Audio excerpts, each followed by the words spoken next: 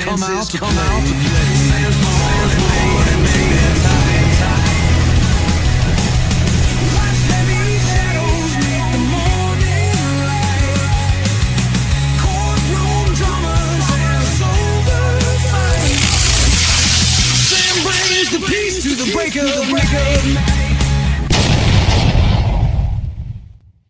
Sam brings the peace to the break of night. I love that part. That's bringing the peace to the break of night. I don't even know if that even means anything. How's everyone doing this afternoon? I am Sam, and this is not the morning mayhem. This is the afternoon aftermath. I guess we'll just call it that. I'm sorry about this morning. I'll just be completely honest. I just was lightweight freaking out. First of all, I fell asleep at my computer last night. So I woke up like this. And then when I put my head back like this and was like, realized I was sitting up in my seat and it was like the middle of the night, Mariana comes to the door and she's like, "Are you still working on your computer?" And I'm like, "What? No, I just woke up." And I don't think she believed me because she used to really get on me about, spending too much time and, editing videos and doing all the things for my legal channel and Legal Livewire that I used to like kind of minimize, of me being, it was like, no, I fell asleep. And I used to fall asleep like at 8 at night, wake up like at 10 or 11 and then be fully rested. So I would work on a few videos until the middle of the night. But it always sounded like I was trying to come up with excuses to work as much as I could on the videos. And I lightweight was most of the time. But this time I really did just wake up. But, well, she believed me because I haven't done that in a long time. So anyway, so then I went to bed and then woke up to take Hazley to school, right? And then I fell asleep again, and I woke up like at 7:30, and I was in my head about, I thought I doxed somebody, and I was in my head about that, and I was like, man, am I even, I started, just a pity party for myself just for a little bit, but I've had a great day. Had some great conversations with a few people today. Got to do a 12-step call, to kind of help someone that needed help. And who didn't want the help. Strangely enough, he's probably like me. I have to go to jail to get clean. If I get into full blown relapse, for the only way I ever get clean is to go back to jail and to get kicked in the head. But that was a long time ago. I don't do that anymore. Because I hate jail, and I have a beautiful family now, and I think the last thing I would do would be to get involved in a relapse that would take me a long time. Anyways, that's not what we're here to talk about today. So we have the Levesque, Levesque trial. So this cat shot his neighbor, and he shot his neighbor over, I guess it was over some snow plowing. Nobody knows what the conversation was, but I guess they were talking about like getting together as a neighborhood to like snowplow each other's driveways. But if this guy wasn't going to be able to do it, then the daughter said that they were just going to do it by hand. But no one's seen the argument. The guy ends up getting shot. So we get to hear, not today because this is opening arguments, but over the next few days during this trial, I'm going to be covering them live. This is a replay of the live from today. I would have jumped in and done it, but I had therapy today. So today was a bad day for me to be streaming in the middle of the day. But moving forward, we are going to cover this trial. I'm super interested in what the defense is going to be. I can almost guess what it might be because in the opening statements, they're talking about, I didn't hear the opening statements, but I heard them reference the opening statement to one of the witnesses. They did see one witness today. That was the victim's daughter. And they did make a reference to, you didn't see what was in your dad's pocket, in a screwdriver or something like that. So I think that's kind of what the defense is going to be, self-defense, but we're all going to find out together. And I'm super excited about this trial.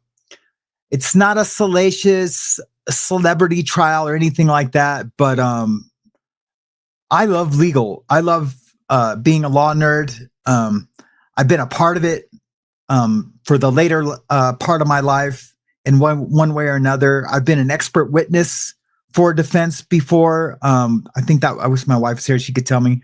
I think it was like 2 years ago. I was an expert witness on prison gangs in a murder trial. It was amazing. Had the best time. I got to send them all my hours and got a huge paycheck from it a couple years ago. So I am a true law nerd. I love it to death. And let's get into this before I end up talking us all to death. Did I remove it? Oh no, it's on there. God, I'm an idiot. All right, here we go, guys. Hopefully none of you guys have seen it. Thank you, Kathy Pitcher.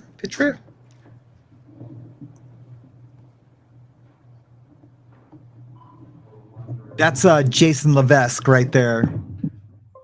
Nice man bun. If I was in the jury, I'd say he's guilty just for the man bun.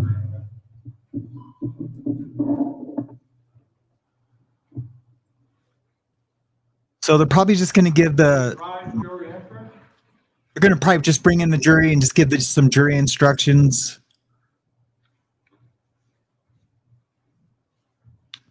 I do think the jury goes out to see the crime scene.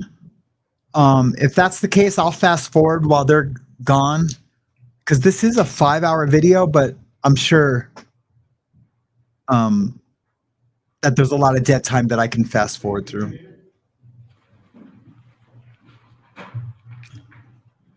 Let's hear what the judge has to say. Good morning, ladies and gentlemen. Thank you all for being here. Welcome back to Stratford County Superior Court. You guys can all hear that. So, ladies and gentlemen, in a few minutes, we're going to begin the proceedings in this case by taking what's called a view. So we are going to go to a location in Rochester where the events that are involved in this case took place. Before we do that, let me explain a little bit about what a view is and what is expected of you during that view. The reason for a view is fairly straightforward. During the course of a trial, you're going to hear people talking about incidents which took place at a particular location. And the idea is that that testimony will make more sense to you if you first have an opportunity to see that location yourselves. And awesome, John. Thanks for stopping in, brother. Where things are located. So your obligation on the view is to look as carefully as you can and remember what you see as well as you can.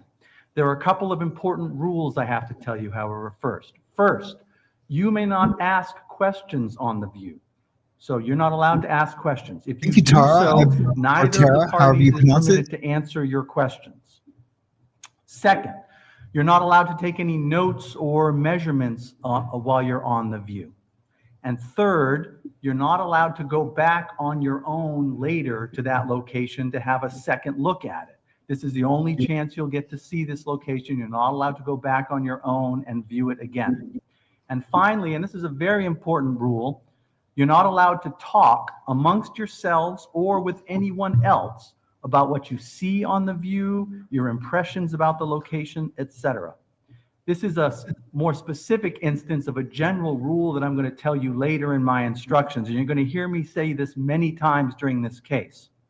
And that is that you're not to discuss the facts of this case amongst yourselves or with anyone else until the case is over, until you're back in the jury room deliberating at the end of this case. And that'll be after you've heard all the testimony and my instructions on the law. So you're not to have conversations amongst yourselves about the trial during the course of the trial. That can be a very hard instruction to follow because there's a natural instinct you're going to have when we take breaks to want to say, hey, how do you think it's going? Or, hi, Pamela. Welcome to the channel. What do you think about that? You're not allowed to do that. All right. So when you're on breaks or when you're on the bus coming back to the courthouse, talk about other things. Talk about the weather, talk about the Celtics. Don't talk about the case. All right. The Celtics, they got it. Well, they're in New Hampshire. Right, so what's going to happen? In a few minutes, you're all going to get loaded onto a bus and we're going to travel together to that location. Once there, you're going to take a look around. The lawyers might point out particular things to you at the location that they want you to see. Pay careful attention. However, you are not limited to only look at the things that they point out to you. You're welcome to look at whatever you want to look at. Counsel, is there an issue? Do we need to just...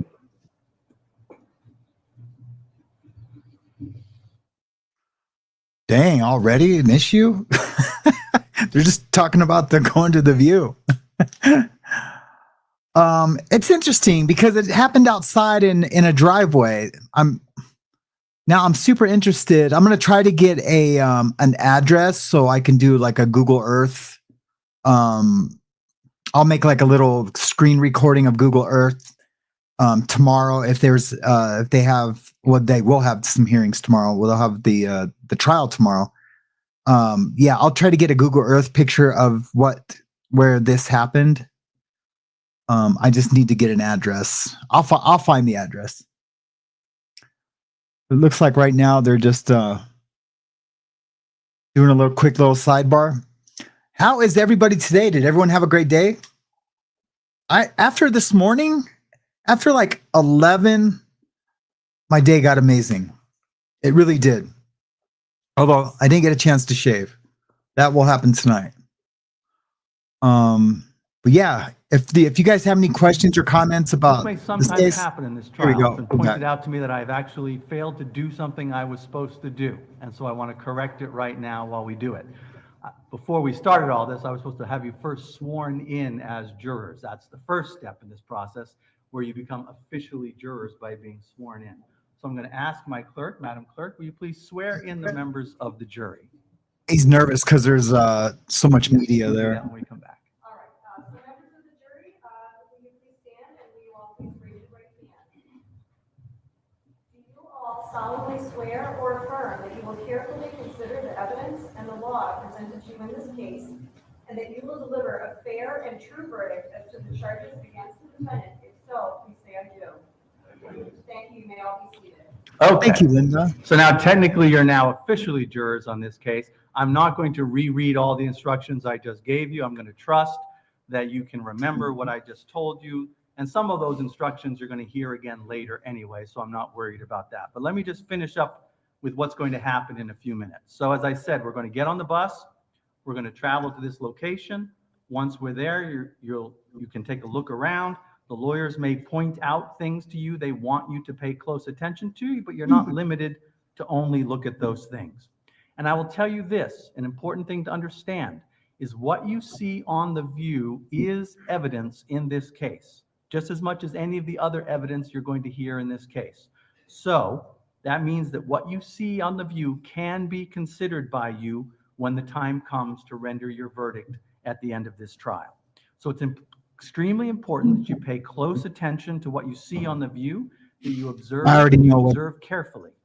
It is your view, so you can stay on the scene as long as you like, and you'll be given a full opportunity to see everything there and get a good perspective. I request of you all that when we're at the view, though, it would be helpful if you try to stay fairly close together. I don't want individuals wandering off on their own. Please don't spread out too much. Then if you do, you'd have a hard time hearing what's going on if the lawyers want to say something to you. So that's important. I already know what. As we're traveling there to the view and back, we're going to be in the charge of the court officers and the sheriffs. If anyone should attempt to talk to you about this case during your time on the view, I want you to please notify a deputy sheriff or a court officer immediately. One last thing I want to mention to you, you probably already noticed, there is going to be media coverage of this trial. As you can see, there is a camera here in the courtroom recording this, and there may be live streaming, I'm told, of this trial. I want you to know several things about that. Yes, sir. First, the media has been instructed, and I have every reason to think that they're professionals and will follow my instruction, that they are not to film members of this jury. That remark. Your images and likenesses will not be put out there in the public eye. Second, I'm instructing you, and this will also be part of my general instructions later, that you're not to view any media coverage about this case. So you're prohibited from going home and watching any of the live stream. If you come across articles or reports about this, you're to disregard those. And also, because of the media coverage, it just makes it more likely that members of your family or friends might approach you and want to talk to you about what they saw and ask you questions. I'm instructing you, you're not to engage in any of those conversations. All right. So if anyone approaches you and wants to talk to you about this trial, because what they saw on the That's media, right, Wolfie. you're to Me not too. engage in those conversations, to immediately disengage. Okay. Very good. Now, at this point, before we go and get on the bus, the attorneys are given an opportunity to give what's called a preview statement. A preview statement is simply a short statement given by the lawyer to assist you in understanding what they want you to observe at the view. These preview statements are not the opening statements. Those will come later after we get back. And importantly, an important thing to remember is these preview statements, just like the opening statements you're going to hear later, are not themselves evidence. These are things that the lawyers are telling you they'd like you to pay attention to, but they're not themselves evidence. I already know. Sorry to interrupt you real quick, but I want to take a guess at why this would be important in this case, and I'm guessing because they're going to have to claim self-defense of some sort. You can't just murk somebody in a driveway because you're not getting your driveway plowed. But I'm guessing they're going to say like he was here and the other guy was here, and it's too far for him to feel like his life was threatened with a screwdriver. Do you know what I mean? Like, you had plenty of time to escape the situation, to get to somewhere safe, or jump in your car, or whatever, run to the house and lock the door. That's what probably the prosecution is going to say. Like, there was no reason to, that he, there was no reason to unalive him because there was plenty of time for him to get somewhere safe. I'm guessing. That's my as educated of a guess I can provide. Let's listen to what these lawyers have to say. I would fast forward to the opening statements, but I'm super interested in. This is only the second time I've ever seen a view and then a view hearing, and like these statements. All right. So with that, we'll now turn to the preview statements. Attorney Barth, you may proceed. Good morning. So it's been a week and a half, and maybe you've forgotten my crazy Swedish name. My name is Jonathan Barth. Together with my co-counsel, Sarah Diola. I'm presenting the evidence for the state, appearing on behalf of the state of New Hampshire. And over the next course of several days, we'll be presenting the evidence to support the charging documents. The view. First, where? We're going out to address residential address, section 2. In Rochester on Summer Street. These are adjacent addresses. Number 43 has 2 units in it, and the victim, Kyle, Violette, lived there.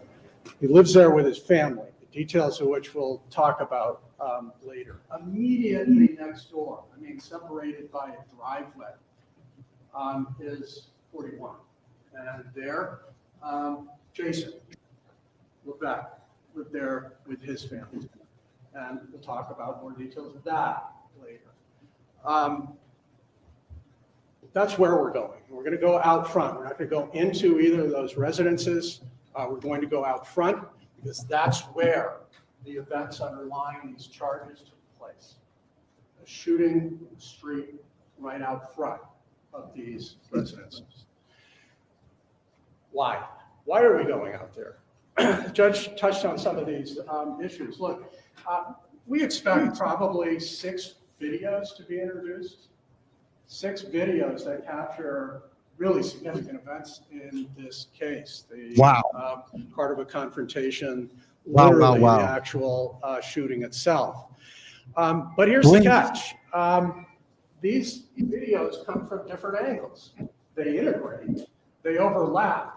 But literally, you know, one is looking up the driveway from 41, one is looking down from the corner of 41, a porch view from 41, and a bay window view from 43, kind of at an angle. And so it's true that these videos overlap, they link together, they can form a cohesive picture. But the theory about going out on this view is, you know, some people learn differently. You know, some people could look at these in sequence and it all comes together. The theory is other people are visual learners, and that going out there and seeing a panoramic that allows you then to integrate and overlap these videos more effectively. Wanna Love, it's good to see you, Wanna Love. I feel like I haven't seen you in a while. Of the evidence best. And so when we go out there, we're primarily, from the state's perspective, going to be pointing out things like line of sight, distances, perspectives, that we hope will assist during the course of this trial when you receive other forms of evidence. What's the catch? The catch is this, you know, the judge also alluded to this. You're going out there without the benefit of opening statements that give you an overview from both sides' two perspectives about the important issues and facts in this case. And so you're going out there a little disembodied from a coherent narrative. All I'll ask you to do is take, you know, clear images in your mind and keep in mind that what you see out there is in fact evidence. And it's going to be evidence that we're going to ask you to draw from, to incorporate into the greater body of evidence in this case to return a guilty verdict at the end. So it's important. Again, we can't tell you the full story yet. We'll do that when we get back. So we've got that. Again, we can't answer your questions, but both sides are going to just point out issues and just ask you the importance of it. This is evidence. And see you out there and then back here. Thank you. Thank you. Attorney Sistine. Thank you. Excuse me. Good morning. Sorry. Good morning. Good seeing y'all. Sometimes we lose jurors over the week and a half, 10 days. And if you guys can count, you know that we did. We did lose a juror this morning. So it's very important that you listen to the judge's instructions and keep it together. We can't afford to lose too many more jurors. A juror must have got kicked out. I'm going to find out and I'll report on it tomorrow. You're about to get into the meat of the case. Interesting. And the meat of the case starts this morning. The meat of the case and the first reasonable doubts that are going to come to your mind are going to be developed this morning through this view. And I can't emphasize that enough. A lot of people, you know, slight it off as some kind of a field trip. This is not a field trip. This is the real deal. This is just as important as any of the medical evidence that will come in during the course of this trial. It's just as important or more important than testimony, even from some of the individuals that will be testifying. You know, prosecutor told you that these are adjacent homes. They are adjacent homes. He did define one of the individuals as being a victim. That will be up to you to determine whether he was a victim at the end of this case. I want you to understand that, okay? We take issue with that starting now. We take issue with that starting on the view. And I can't push that hard enough. You were asked. You're going to have to be careful Open-minded. what he says here. Decide this case without bias or prejudice. And the true test is about to begin. When we go out there, you're going to have to understand a couple things. Last April, there was a freak snowstorm. I don't know if you folks remember that. It was a wild, wet, terrible snowstorm. And it actually, I think, went on for, I don't know, overnight even. It went on for a few hours, a lot of hours. And it accumulated a lot of snow. Now, there's been snow, but there's not been accumulation like that. There's been a lot of melting. Okay. So when we get out there, just try to envision. It's weird that these area, guys have no any like coverage. thick Okay. New England accents. One other thing, we're going out in the daylight. All right. This thing took place a little bit after 10 o'clock at night. All right. So keep that kind of a context going too. This is a nighttime situation. All right. So keep an eye around. Take a look at where we are. I have to emphasize with you that I you're gonna agree get with some the man really bun good, over the bald ponytail video, any day of the captured, week. on some ring Hey, cameras. Pam, how are you today? That evening. It's actually going to be very helpful to you. I'm going to do a quick Some of the shout out video roll call here in a we'll be minute. able To actually enhance, and by enhance I mean blow it up, zero in on certain areas, so that you'll get even better. Hey, Tar. What's going on. But it is important to draw the big picture this morning, the layouts. You know, we'll fill in the blanks. It's our job to fill in the blanks. It's your job to get the outline. Okay, we'll plug it in as we go. But I got to tell you, I can't emphasize enough. I can't emphasize enough how important this is. All right. I know you can't ask questions out there. I know you may want. I got to tell you, we'd probably love to answer them. But there'll be a time and a place. You know, we get to do openings and we get to do examinations of witnesses. And hopefully we'll be able to fill in those blanks for you as we move through this trial. That's our job. Okay? Your job is to remain neutral. Your job is to remain open-minded. And you got to really turn it up as far as observation. Because by the time you get to the deliberation room, okay, it's not going to be 1 day or 2 days from now. It's probably going to be into next week. So try to really lock down on this. And if you can, we'd really appreciate it. Next week. Jason's depending on you to stay open-minded and neutral. You got to do it. And we're going to get going on it right now. And the judge told you this. I can't emphasize it enough. I heard her. This is your view. This isn't our view. This is your view. If you need time to look at something, that bus doesn't leave until you're done. Okay? This is where you guys are the boss now. Okay? And, you get to take over certain parts of the case. One of them is today. One's today. And one's going to be at the end of this trial. Deliberation room. When you decide the fate of Jason Levesque. So take advantage of those two opportunities. All right? And we're going to get out there. We'll point stuff out to you. It'll all make sense as we move through this thing. But I want to thank you again. Thanks for hanging in there. We got a while to go. Okay. Thank you.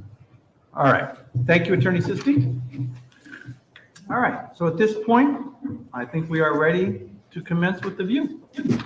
So I'd ask the court officers to start that process, please. Please rise. Well,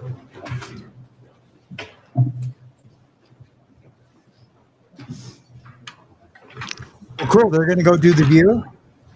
And we're going to do a roll call real quick. And then I'll fast forward it because, you know.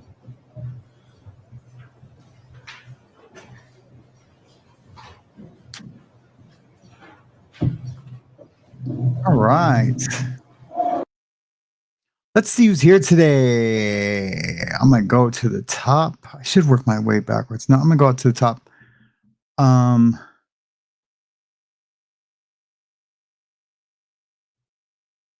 What a beautiful day today, too, by the way. Heather Rhodes, how are you doing today? It's good to see you. ASAP Lizzie, love the bolts. My own eyes and ears, how are you today? James Collins Cares.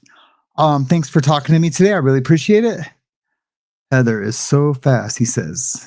So fast. Kathy, I want to say Piter, like Irish. Sounds Irish to me. But good to see you. Thank you so much for coming into the live today. Woofy, it's good to see you today. And I'm sorry guys about this morning again. I just grabbed one of the folders off of my iPhone, and you know how iPhones can make a video. I just had it make a video and put a ending clip from some clip I wanted to show last week, and then a little kitty cat rolling around. Yeah, so I just put that together real quick because I didn't want to. I just wanted to let you guys know that that I was alive, you know, and that that everything's okay. I missed that thumbnail, but I am here for saying all you guys. Thank you so much, Cherry. It's good to see you today. I super appreciate you always. Who else is here today? Sherry, Ian. Nice to see you, Ian.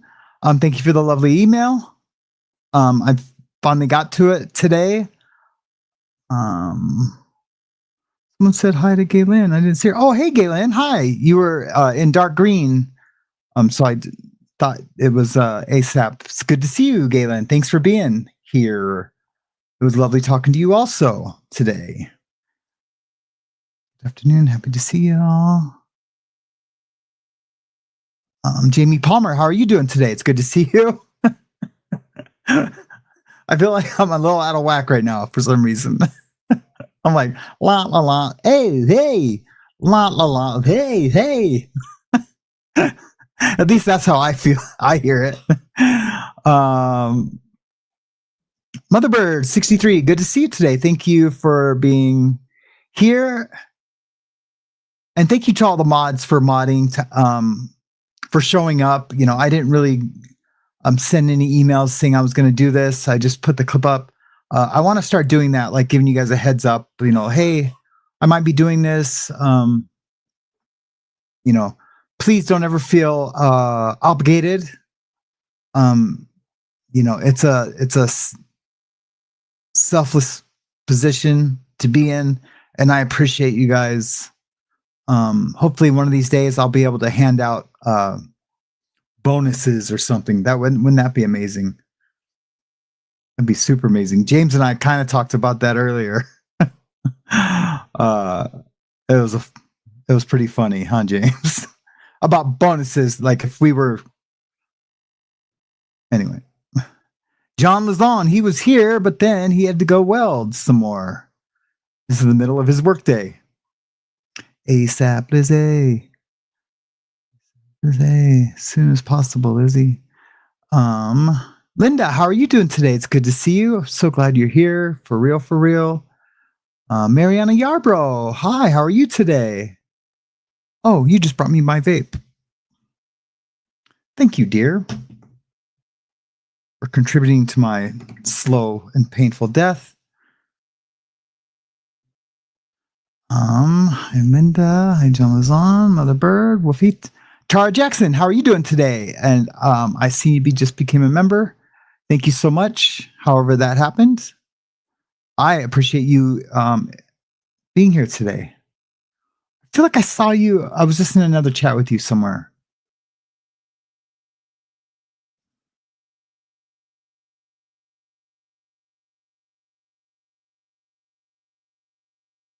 Okay.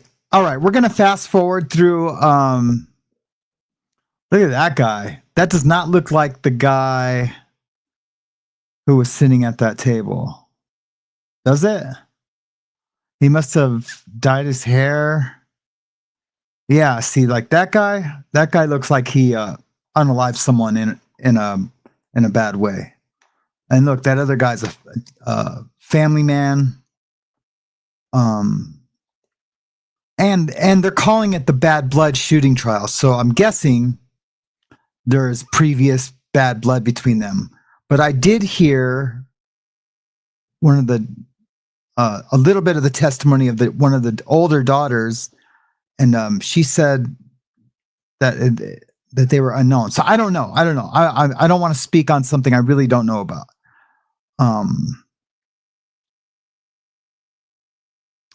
Who else is here? V. McWilliams, good to see you today.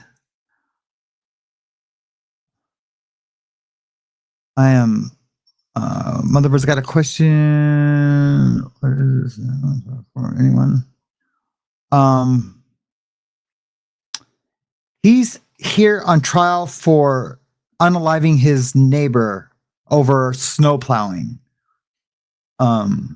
That's what the media has been saying. That's what the little summary that Court TV gave was that it was over snow plowing some driveways. Look, I've seen someone, literally have seen someone get unalived over a postage stamp. So after seeing something like that, I think, and I'm not exaggerating, that's a true story. I'm not surprised what people get unalived over. You could tell me, they got unalived over an ice cream sandwich. I've seen someone get unalived over a postage stamp. So nothing surprises me with murder trials at all. The human nature, humans are capable of anything and everything, but people unalive people just for fun. So.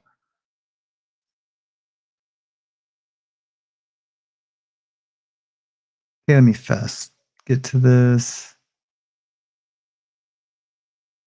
But yeah, in this picture, this guy looks like, like someone who's having housing issues, and is living on the street, and that he looked like a college kid sitting in the witness chair.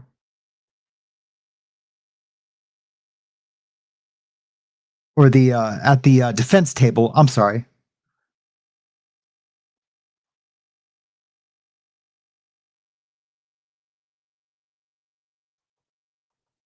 All right, let's hear these opening statements. This should be good.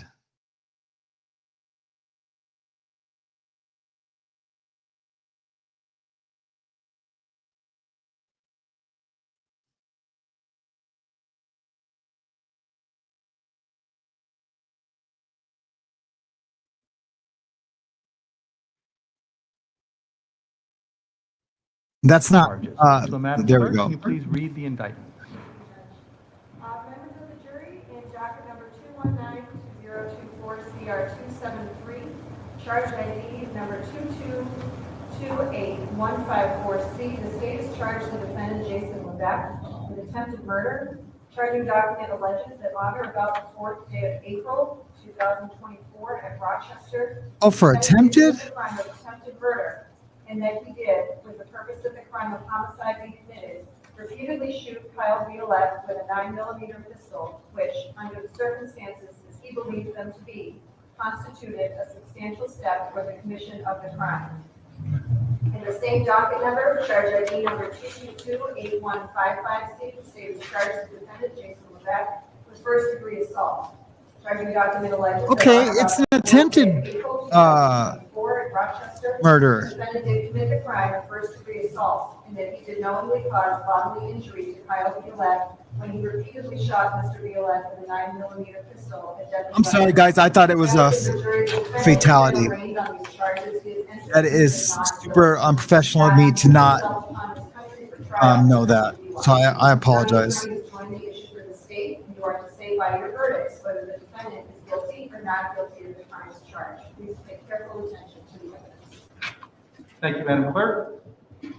So, ladies and gentlemen, and he's charged are now with first-degree judges of the assault. facts in this case. And it is going to be your job They're just to decide giving the that facts as they are presented during option. the course of the trial. You will be But- deciding what the truth is and what happened. Multiple shots based in on the your body. findings of the facts. That's attempted murder. You will then listen to the law that applies to this case, which I'll give to you at the end of the trial. And by putting those two things together, the facts and the law, you'll then go into the jury room and decide what your verdict will be. What you'll base your verdict on in this case is the evidence that's presented during the trial. And the evidence can come in a variety of forms. First, witnesses will testify during the trial. The attorneys will question them. The witnesses will provide answers to those questions. And what the witnesses say is evidence. And you can use that in reaching your verdict. Another form of evidence that you will see in this case will be exhibits. Oftentimes during a trial, things such as objects, documents, photographs, and in this case, we've heard videotapes, are marked as exhibits. Those exhibits that are admitted into evidence go into the jury room with you at the end of the case, and you can consider those exhibits in reaching your verdict. And recall, as I also instructed you previously, what you saw on The View a few minutes ago is a form of evidence, and you can rely on that as well in reaching your verdict. The trial will begin, and probably right after we take the lunch break, with the opening statements by an attorney for each side. In a criminal case such as this, the state has the burden of proving their case by proving each element Let's of the get some charge ones in the against chat. If you guys defendant just want me beyond to a get to reasonable the doubt. opening And statements, because they have the burden of proof, or the state goes first. if we're all super Defense hardcore will law then give you nerds, their opening statement. I want to listen An to this opening jibber jabber. statement allows the attorney I to don't think he's going tell to say anything you that we don't what already they know. believe the evidence is going to be from the If I viewpoint see of that attorney. 5 And the ones, important thing then to remember about opening if statements people say ones, is that then opening we'll. statements are not themselves evidence. You can use an opening statement to It's help you understand the multiple evidence ones. That from means that that party's yes, point of gone view. with But it. what the attorneys tell you that the evidence is going to be, or what they But think if the we are evidence watching it is live, of course we not won't be able in to and do of itself that. evidence, and you can't base your verdict on it. In the end, if your recollection of the evidence turns out to be different They go to from what the lunch. attorney tells you, then it Go is to your lunch recollection that and- controls. After opening statements are All right, here we go. Let's hear some opening statements. I love opening statements. It's really probably my second favorite thing of the trial.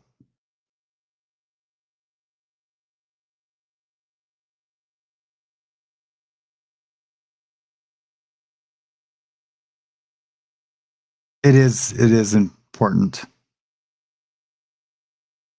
Yes. The things that the judge was just saying, it's absolutely important. If that's what you were saying, Lizzie, it does set the tone. You're right. All right, Liz. Cool. I'm glad I have some law nerds out there that watch my channel a little bit.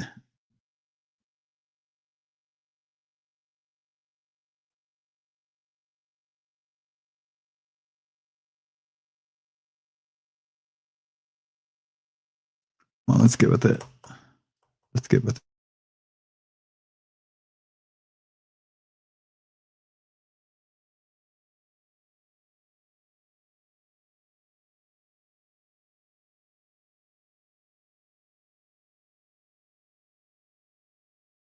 Let's get with it.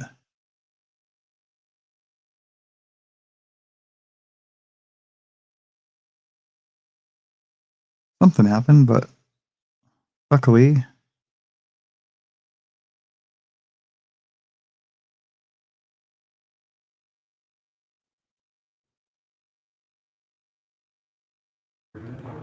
There we go.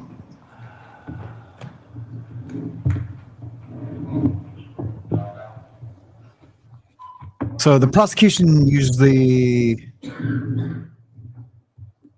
goes first in most states. Some states.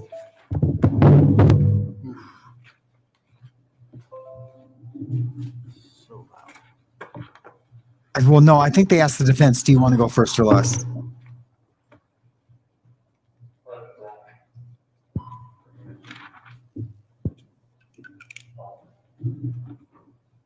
Please rise, jury entering.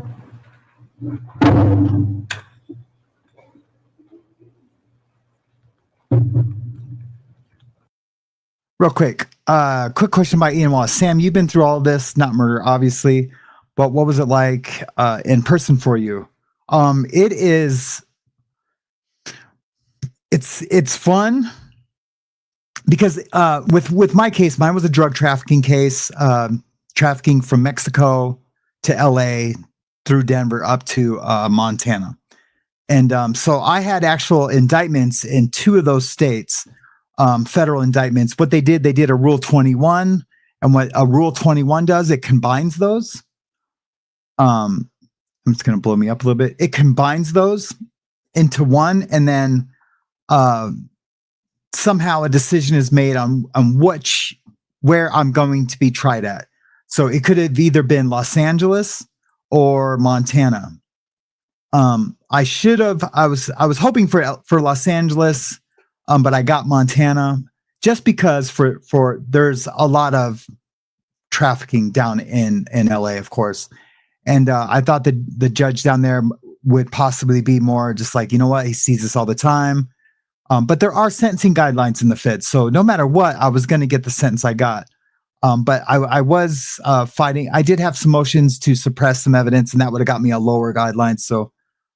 But up in Montana, I had a judge. His name was Judge Siebel, and he was terrible. He said that I had a pipeline of illegal chemicals going from Mexico to Montana, which was not true. It wasn't a pipeline, not even close to a pipeline. But that's what he said. And then also he said in an interview, this is my judge, that he was going to sentence for drugs people to 1 million man years in jail before he retired. So before he retired, though, he was sending emails that were of a racist nature. I must say, or I should say, and they were on his government, on the government server, the servers, whatever. Software that they have running on those servers caught those emails of him calling our president at the time the N-word, which was super inappropriate, and he got fired and let go.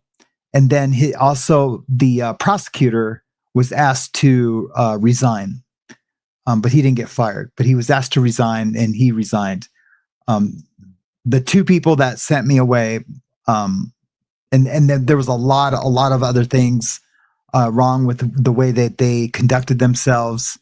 I think a couple people got some action, but mostly they just disappeared into the ethos. But yeah, I know you just asked me how it was, but that's how it was for me. It was exciting. I guess what I was going to say was I was already knowing that I was going to be going away. But there was, I truly, in my heart of hearts, I didn't think people were going to testify against me, and they sure did. Because when you're in that lifestyle, and I'm not mad at them, now, at all, I'm not. And in that lifestyle, but when you're in the lifestyle, people say, you got to stay strong. We don't like rats, we don't like snitches. But people get afraid to go away, to go to prison for a long time. So a lot of people will cooperate, and they will, they'll tell on you basically. So it was hard to see those people point their finger at me, people who I thought were my friends. And, but I have that all in my testimony and another video, so we won't get into all that. Let's hear what these opening statements are, but thank you for the question, Ian. I appreciate you always for your support, of the channel.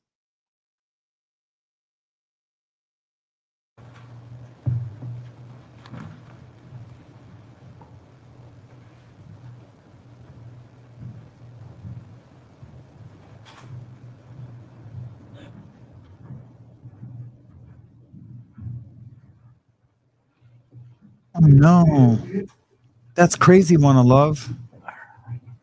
All right, thank you, folks. Hope you all have Definitely an enjoyable lunch. pray Thank you for being them on time today. Coming back. We are ready If to we can get some proceed with ones and opening prayers statements. for Woofy's Statement colleague, of that is just awful, man.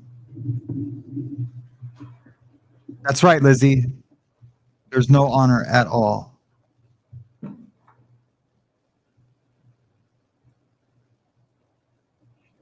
Jason Levesque is guilty of attempted murder, first-degree assault,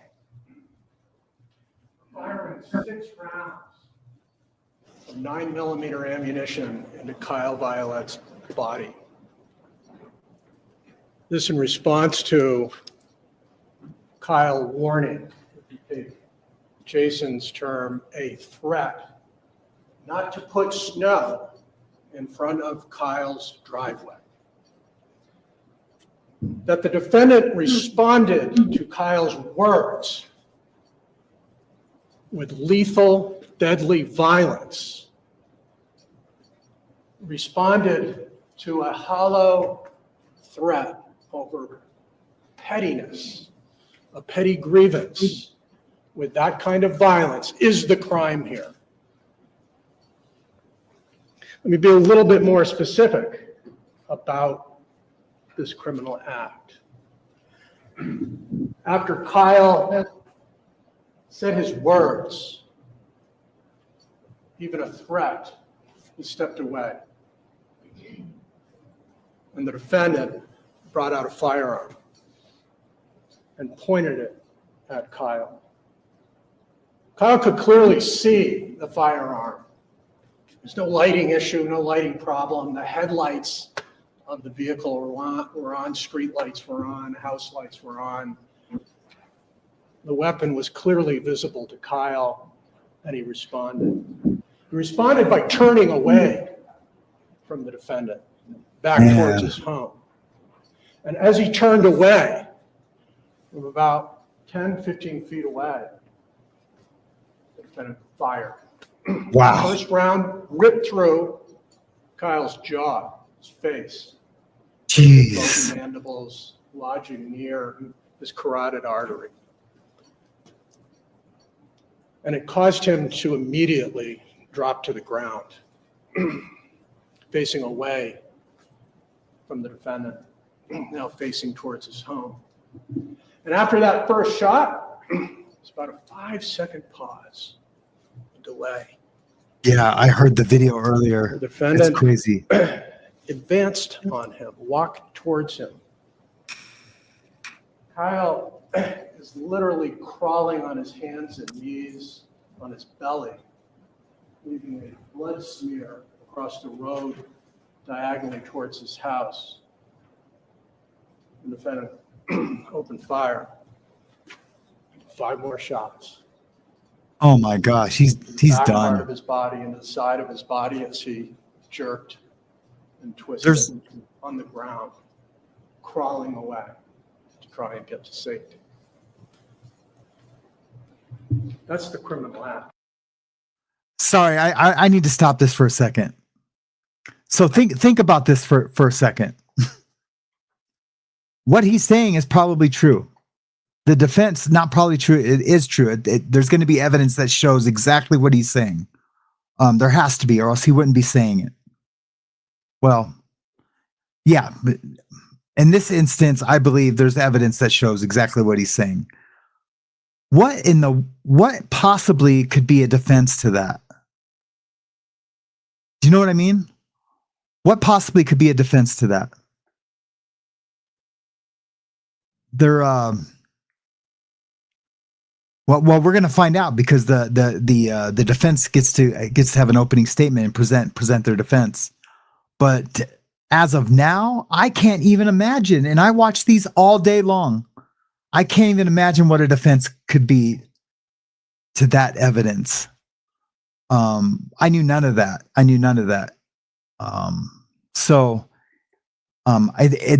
This could be either a really boring lame trial, because we know how it's going to end. It's going to end up in a guilty charge. But there must be something. So we're about to find out.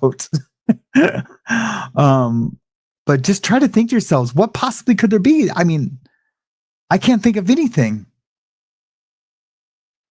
Craziness.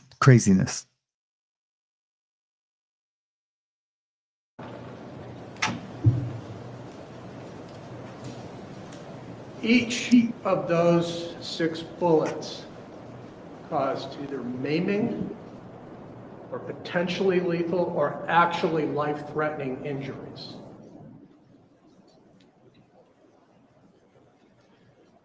Kyle Violette lived by sheer luck and the immediate intervention of some very sophisticated and effective medical. The grace of God. First, from an officer who was highly trained in the military, responded within minutes and helped stem the bleeding.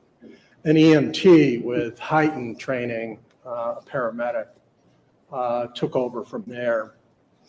3 separate hospitals, Frisbee, then transferred to Portsmouth, then transferred to Boston for the intensive medical intervention that was required is what Oh, that's saved awesome. Kyle's life. And so to be That's clear awesome. about this, the evidence will show Kyle didn't die for his lack of trying, but because of medical intervention.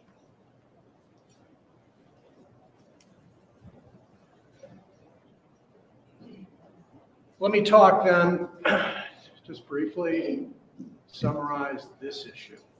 Yeah, what else is there to The evidence say? will show that no, there was absolutely nothing to justify what was nearly an execution in the street out in front of Kyle's home.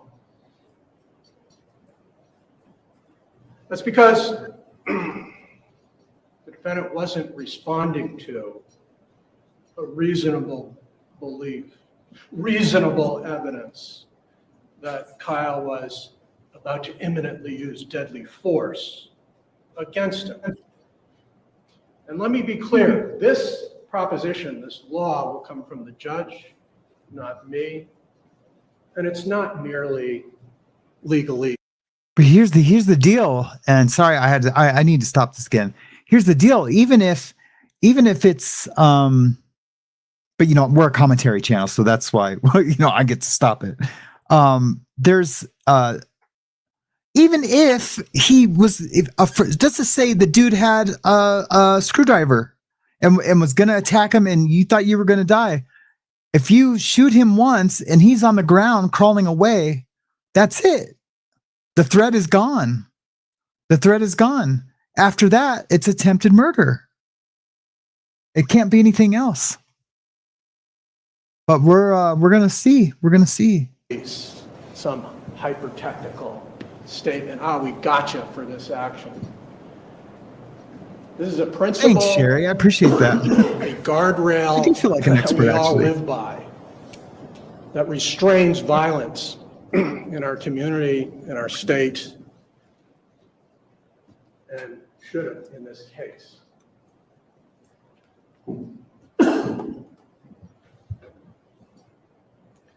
Retribution, getting angry about somebody's scary words, is not the same thing as self-defense. That Sure isn't. is another guiding principle in this particular case.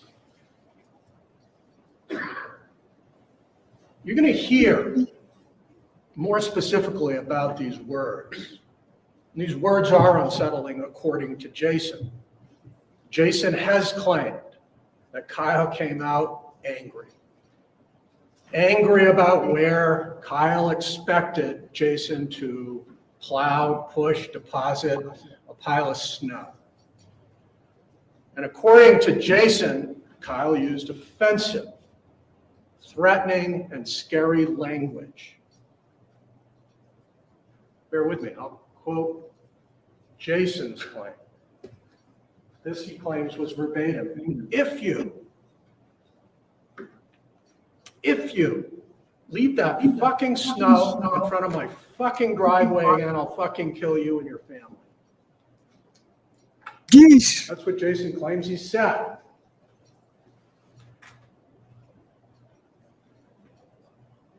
But in this fleeting, and I mean the confrontation that starts this is about 3 to 4 seconds of these words.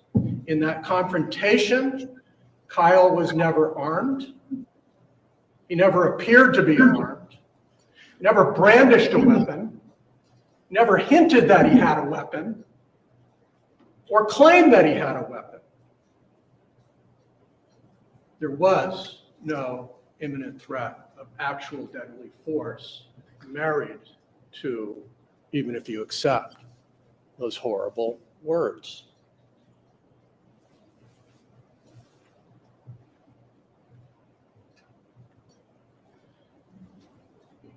Those are the core issues.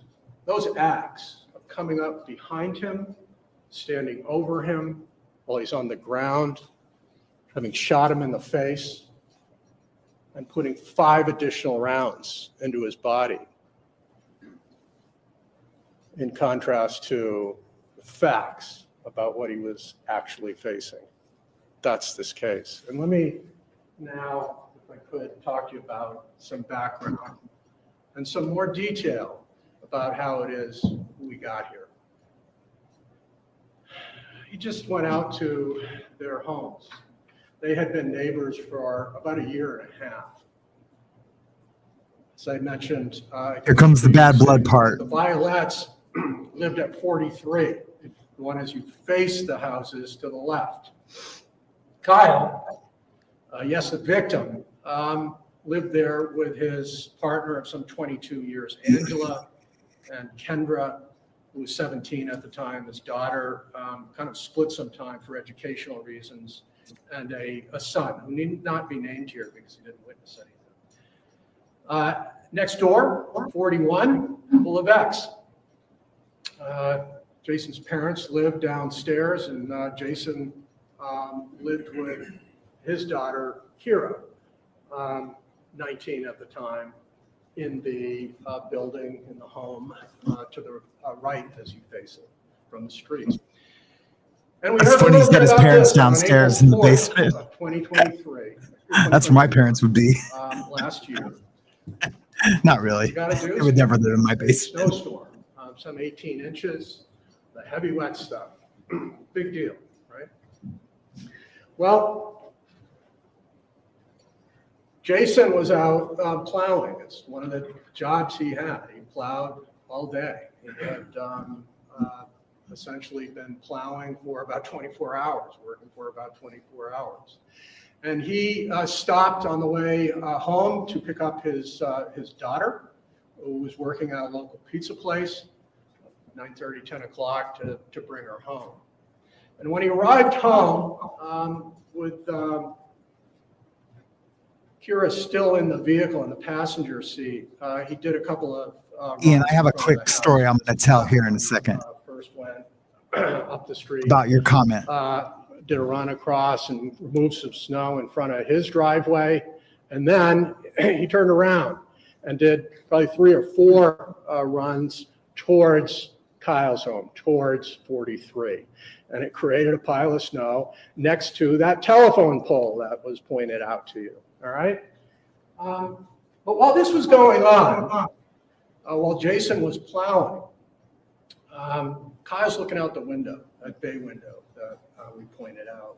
And he sees the plowing activity going on, and he sees the pile of snow by the pole, and he sees the defendant, Jason, stop his truck, which is an older style big rig plow, where in order to put it in a 4-wheel drive, he's got to get out and manually turn the switch on the front wheels. And so there's this brake. They're called hubblocks. He The knows, switch. Kyle knows that Jason is going to go down the driveway and back plow more snow out. And based on the last snowstorm, where he put it in front of his driveway and he had to deal with it, he was angry. He anticipated that Jason was going to push the whole pile because it had been set up and cleared in front of his driveway. And he was going to have to get out there and basically do it himself. And so he goes outside. We see this on video based on this prior incident where he had, in fact, asked him, hey, can you move this stuff? Here, according to Kira, his daughter, who was interviewed, her account of it was, yeah, they asked us to move it last time, but we didn't do it. After all, snow melts. And that didn't sit well with Kyle. So he goes out and to confront Jason about this situation. And here he goes. We can see him in the video, walking out rapidly, putting on a hoodie as he goes. You can see from there, he's not armed, other than being angry. You can see by maybe his pace, he's annoyed. And all of a sudden, because he's gone out, Angela and Kendall, the Violette daughter, look out that bay window too and watch much of this go down. And As Kyle walks out, putting on his hoodie, he approaches Jason, who's at the truck. He's kneeled down by that hubcap, behind the plow, but just in front of his door. His daughter remains in the car, briefly steps out. And here's the thing, as Kyle approaches, his hands are out. And Jason admits he can see his hands. He's not armed. And on the walk over, he makes no gesture like that he's packing anything. His hands are visible. And he approaches, and according to Jason, Kyle makes this claim. If you put that fucking snow on my property, I'm gonna fucking kill you and your family.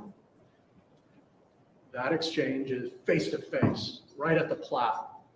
You'll be able to see it from multiple angles. I want to say no one would ever say that, but you just never know. During that Still not 20-second enough. encounter, Kyle doesn't display a weapon, doesn't hint he has a weapon, doesn't claim he has a weapon. If you put that, And that's what- I'm going.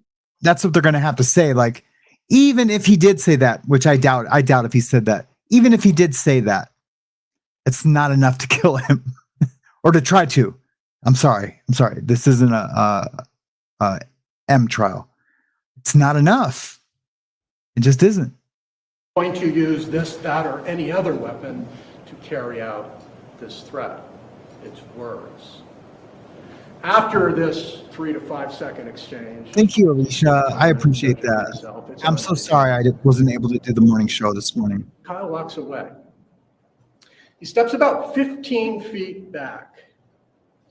You can kind of assess that measurement because from the back driveway forward, just past that evergreen, you'll see Kyle still in view from all the way back of the driveway of 41. And so if you took kind of an eyeball measurement, it's about 15 feet from the corner of that fence to the angle of the evergreen. And that's about where he's standing. And you can see him in the video gesturing to the snow. That driveway, my driveway, and he's doing that kind of gesturing. The video audio doesn't quite pick it up, but you know he's talking about snow not going over there. And at some point during this pointing and gesturing, he stops and walks back towards his house, kind of pacing. He's certainly agitated.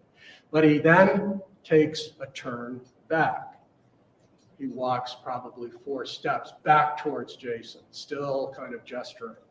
Still, no weapons visible, nothing to suggest he was armed, that he obtained a weapon, that he was holding a weapon, that he claimed he had a weapon. And as he walks back, he reaches a distance of approximately 15 feet away from Jason. And it's at this point that Jason steps away from his truck and forward, closes the distance to him slightly, and raises his firearm and points it out. He brandishes it. And guess what? It did what you would hope it would do. Kyle stops. You can clearly see that right at the edge of that pine tree. You can see him emerge and then step back. And it's at this point, there's a pause between brandishing the firearm because there's sufficient distance that nothing happens. Not long, but enough to see Kyle stop and turn away. He has been warned. He's received the warning, and he's responded appropriately. He's turned away. But from this two-hand stance, despite Kyle stopping, despite him turning back to his home, Jason Levesque fires. I told you it strikes him in the face, penetrates from the left to the right, smashing through his jaw, his teeth, lodging next to his carotid artery. He goes down. And you'll have a sense of where he goes down, not from the videos, but from body cam of police officers showing up. You'll be able to see various sweeps of body cam, the blood distribution on the ground. Where it starts, just the other side of that white line, and it drags diagonally towards Kyle's home. Kyle's clearly on the ground now, obviously incapacitated. He's not getting up, he's not bum rushing the defendant. He's on the ground now with a very serious injury. The hemorrhaging is going into his throat. Later has to be cleared by EMTs. They have to literally turn his body on its side to drain his throat. And yet, the collection of videos will show that despite this situation, Jason advances, takes multiple steps towards him. As he's on the ground, he's beginning to crawl on his belly, his hands and knees. You can see these videos where he unloads 5 more rounds. All of them striking his body.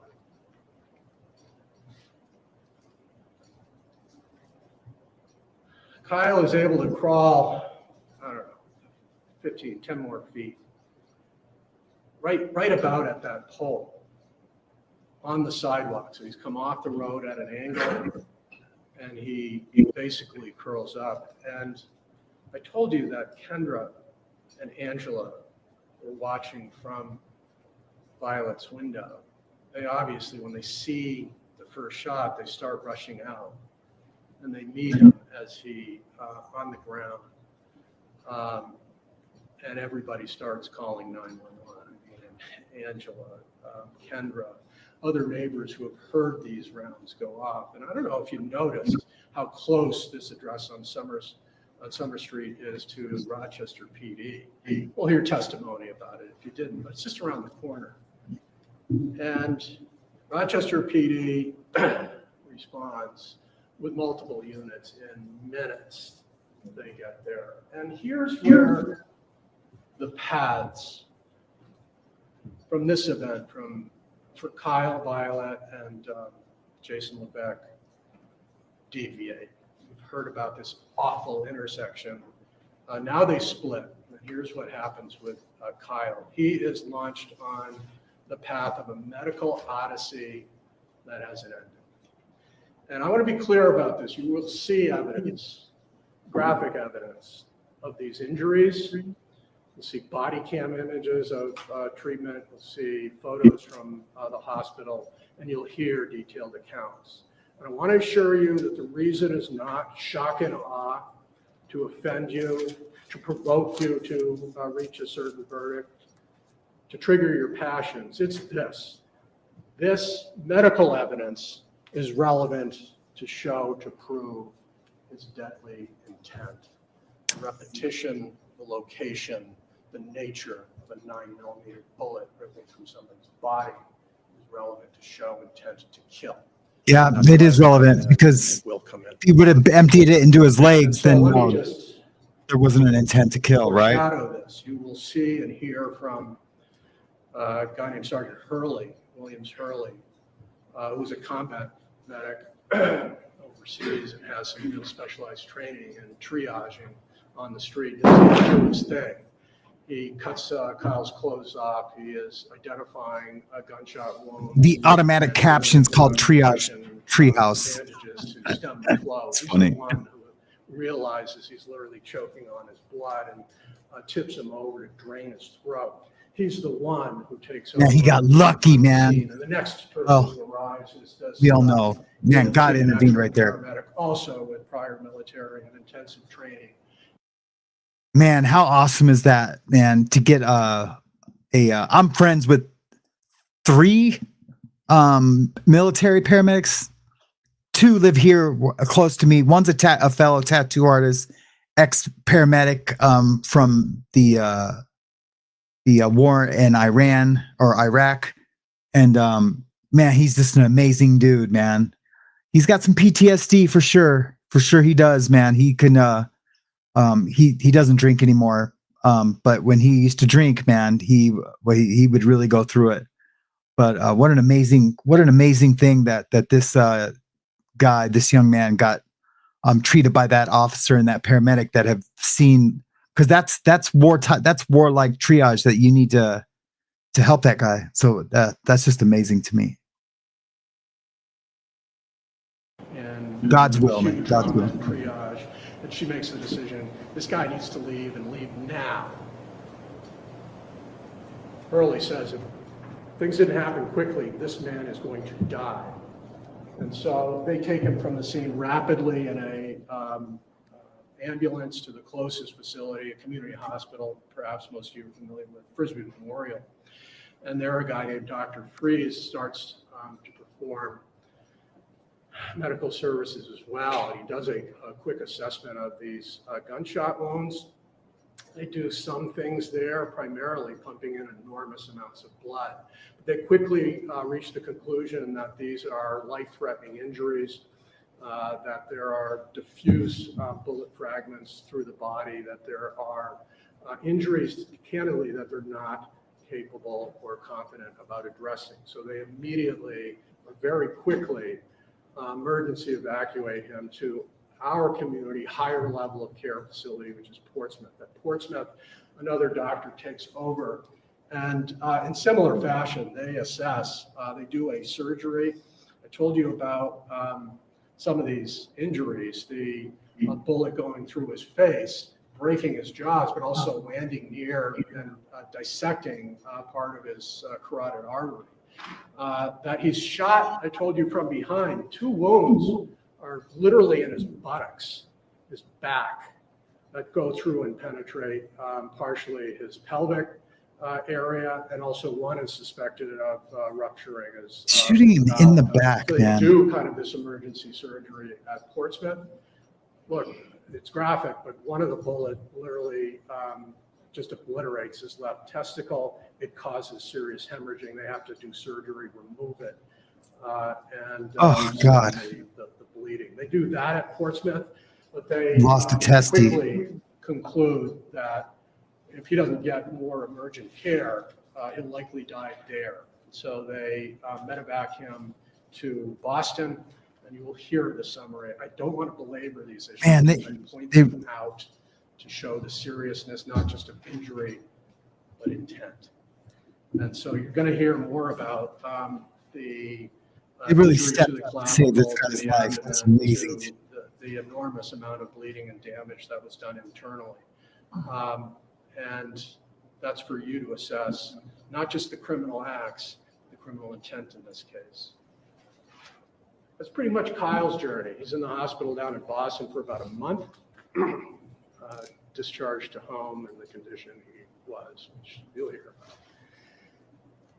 about. Jason, at the same time that I told you people were literally descending on Kyle's prone body to save his life, there's another part of the reaction from the police, not surprisingly, that focuses on Jason.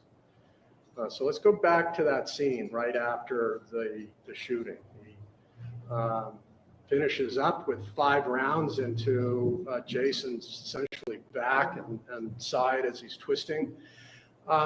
And then he takes a gun and he walks away, walks back to his truck. You're going to hear evidence about Jason's path. It's a different path. It's one he takes where he attempts to evade accountability, escape responsibility by recasting Kyle's actions to sound like he engaged in imminent, deadly behavior, that he created an imminent threat to his life. But you're going to hear evidence in more detail in this regard. Let me first share with you that Kyle returns to his, Jason returns to his truck, which is still parked out in the It's so funny. I thought he was done after the sidewalk. The shooting testimony. Has returned, has gone. She was only briefly outside when this whole thing happened. She got back in the truck, understandably, and witnessed much of this. And she'll tell you that when Jason got back into the truck, he turns to her and says, "Should I run now?" He turns to his 19-year-old and says, "Should I run?" Jeez. Not like I defended myself, did what I had to do. It's, should I run? His daughter, his 19-year-old, turns to him and says, "No." He says, "Well, what should I do?" She says, "This is your path. I don't know. Should I call 911? I don't know what you should do." And so he pulls into, doesn't call 911, pulls into the driveway. And He should have called certainly doesn't have 911. to wait He long. looked better for his Sirens case. have been going on now. Lights are on. It's around the corner. And the police come in and they do take him into custody. And he cooperates, seemingly, physically, sure. He puts the gun in the car. He steps out, seems polite and cooperative. But here's what happens next. A guy named Detective Garston and Flathers take him back to Rochester PD. They take him up to an interview room. And they don't know what's going on yet. You know, when they first get on the scene, they don't even know who the shooter is or who's injured. They didn't see Kyle initially. He's over by that pole. That's how kind of uninformed they are. And so they bring him back and just kind of say, "Hey, well, tell us, what happened."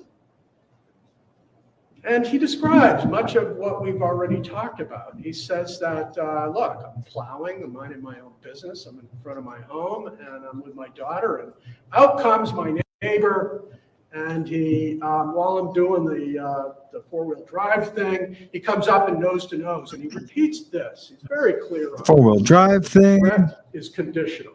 Hey, if you move this over there, I'm going to fucking kill you."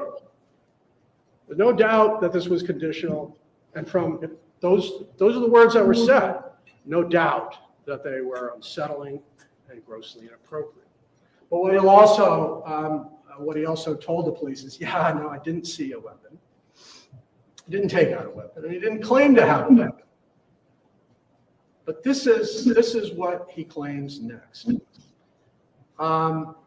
That Kyle turned away after that and walked back to his house. But then for whatever reason, he turned back and he looked really angry. He looked like he was going to come and fight me, had his fists on, and just the look in his eyes, I knew he was going to attack me. Then he says, "That's why I pulled the gun out." Okay, fair. By the way, legal. Yeah. Well, what happened after you pulled the gun out? Did you go towards him? No, I never closed the distance. Well, what did he do? This is what he claimed. He quickened his pace. Kyle, once he saw the gun, started rushing at me. He quickened his pace. And I could tell in his eyes it was you or me. I could tell he was going to come over and take the gun. He was more aggressive. He was going to hurt me. He was going to take the gun. That's what he claimed to the police. This is after he pointed the gun at Kyle. That's the claim. Oh, and he continued to come at me in such an aggressive fashion that I guess that is a defense. fired the gun. They could say, yeah, I didn't think about that, and I'm slipping.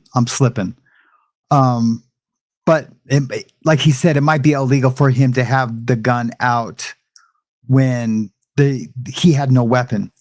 But yeah, they could use as a defense. I was in fear that he was going to take the gun away from me. That's actually a pretty good defense. I don't think that's going to be a defense that's going to win here. Not at all. I don't think that's a defense that's going to win here. I did take a quick poll. 78% of you say, yeah, there's no. I said, do you think there's a defense that could make this self-defense after hearing this? 78% of you say no. But now we just heard this added, so that might change. I'm interested to see how that changes. I'm sure some of you wish you could take your vote back. I know I would, because that might be a defense. There has to be a reason that he unloaded that weapon on him. But those shots that he fired after he was on the ground crawling and then coming up to him behind the back, that's a wrap. That's when everything gets thrown out the window. There's no more self-defense. There's no more anything. Real quick, Ian said something about, and I said I had a story. Just a quick story. I remember the story. I just can't remember what Ian said. These people, do they snap? I have no remorse after. Yes, this is what he said. And then Kathy, yeah, I was not interested in court before that. Of course, before that there was the OJ trial. I was interested in that. That was really interesting. But to be interested to this extent I am now, no, not even close. But I was in my 20s then, and well, in my 20s before I had my legal trouble, and I worked in the movie industry. I worked for Microsoft. I had a busy life. I was a workaholic to the max. So I definitely had no time to be interested in court. And all we had back then was court TV, in which we are using today to comment on.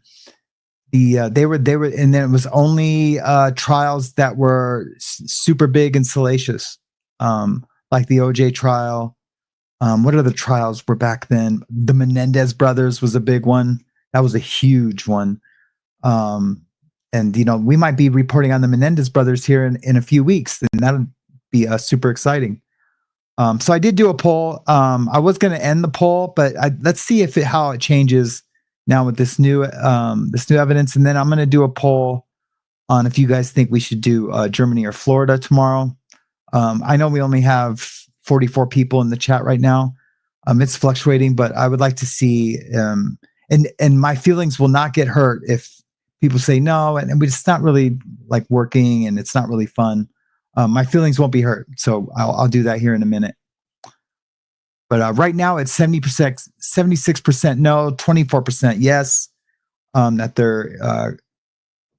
there is a possible defense for this. I mean, they're going to have a defense. I just mean a defense that could possibly win.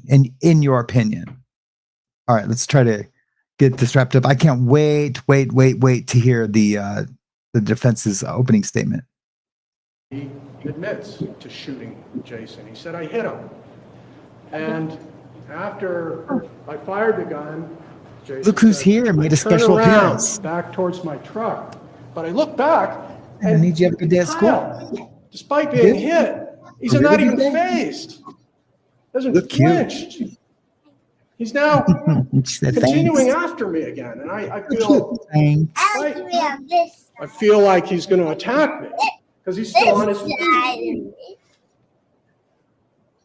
I'm gonna go on this side. Shot didn't seem to stop. I'm on this side. Might have flinched because of the noise.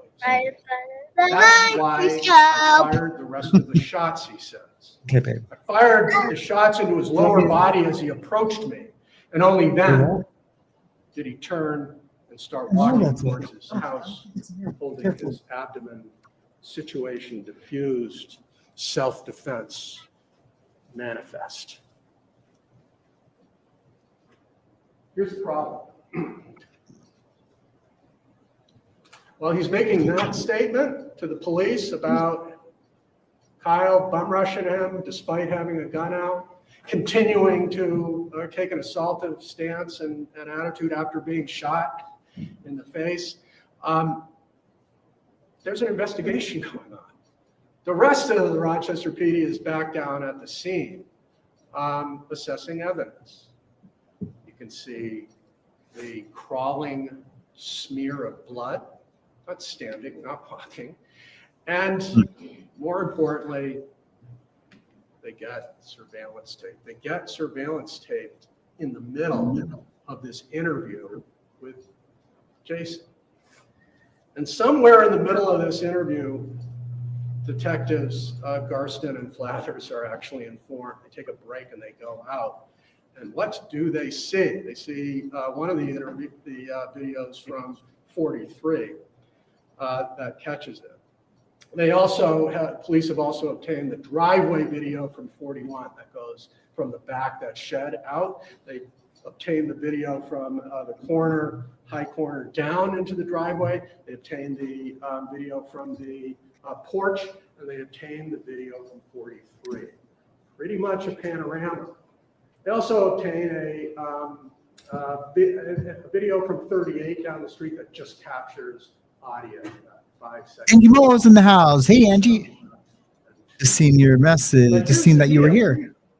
Good to see you. None of these videos are perfect, but together with the scene and the Thanks, interlocking Ian. nature of it, here's what you can absolutely see is that Kyle comes out, just as Jason says, and they're nose to nose for a very brief period of time, a couple of seconds. You can't hear this audio of their account, which is notable because it captures, for instance, the discharge of a firearm. So whatever's being said isn't being said at such a volume that the audio can pick it up. And yet you see Kyle walk away after this nose-to-nose encounter, gesturing at the snow, and he walks further towards his house, and he turns and takes several steps back, and then Jason steps away from his vehicle with a firearm and advances 1-2 steps towards Kyle. He pulls the gun, and what do you see? You see him charging towards him, continuing to, attack an armed man now? No. You see Kyle stop cold in his tracks. There is a pause. Oh, man. Nobody moves. Wah, wah, wah. Kyle then moves and clearly turns away. That takes away the, Back towards his take the house. gun away. That is when you can see in one video a muzzle flash and hear the firearm and see Kyle Yeah, man. go to the ground. The brandishing works. That's why he's saying all this, of course. I mean, these guys are smarter than I am. I'm just, The first shot fully incapacitates him. He drops to the ground. He's on his side. He takes additional shots. You can see the defendant advance towards him. So 3, 4, 5 steps. Aim over him from behind into his back, his buttocks, his testicle, his abdomen, his shoulders, jeez. all shot. Gosh. He never got up. Never. Thank God he's still alive. Jason claimed to police. Oh, he's saying So he the got up. injuries are What? what I described them to be. The videos show something very, very different than what Jason claimed to the police to create circumstances that would justify this kind of behavior.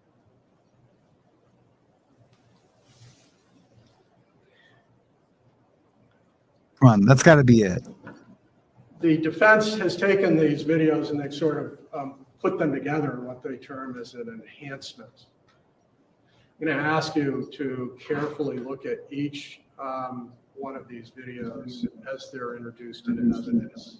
And when you have an opportunity back there to really take a look at even shadow movements confirming that he stopped and turned. The tree, seeing just him coming forward and then turning and stepping back. These reference points all come together to show that this shooting was absolutely unnecessary and wholly unjustified. And so now we reach a different point in this path. They intersect again. Kyle and Jason's paths intersect here. And it may sound corny, but this intersection is called justice.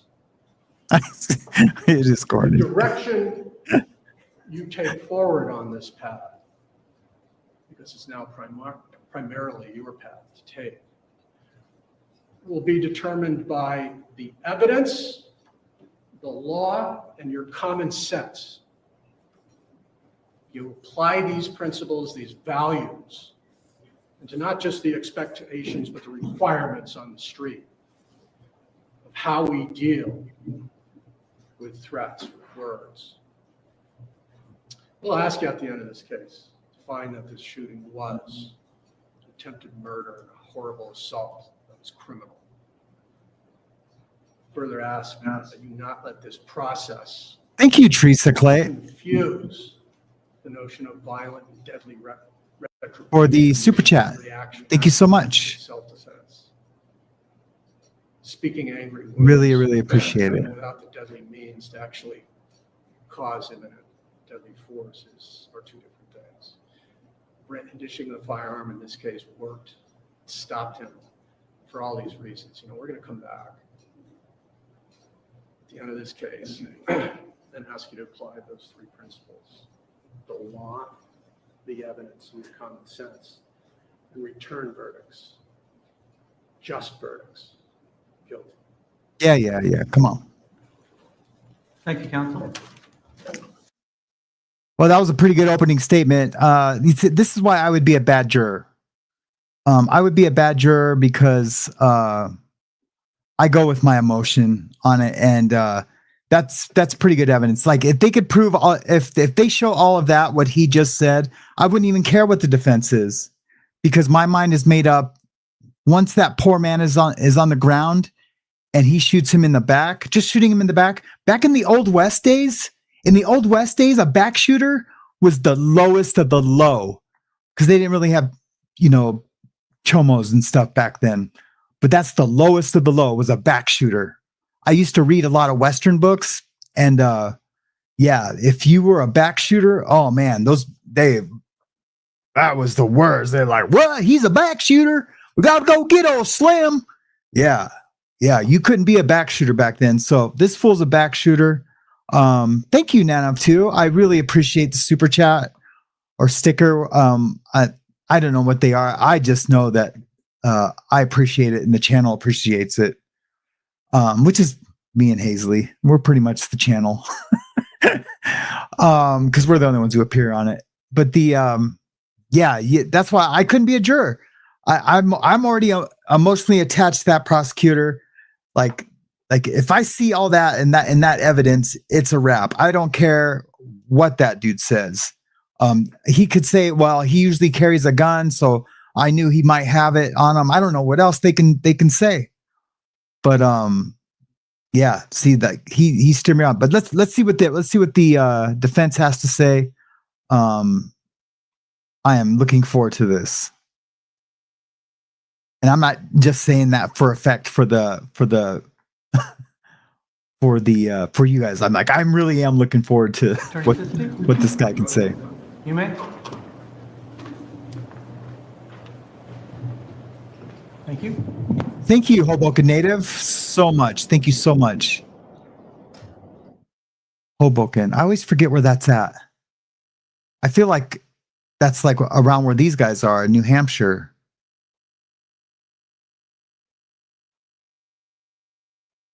But again, thank you so much for the super chat.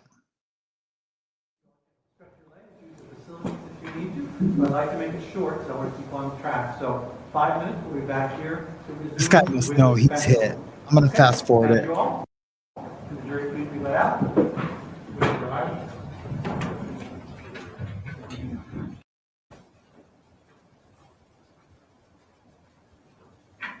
You just got it all. Yeah. Here we go. Somebody on the floor?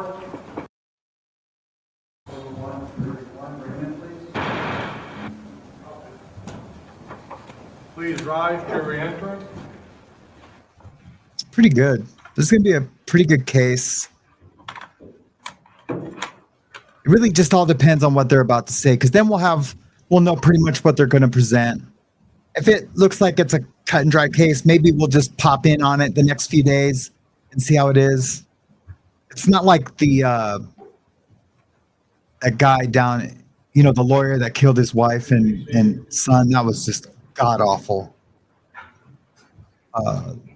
Is it not Kavanaugh? You guys know.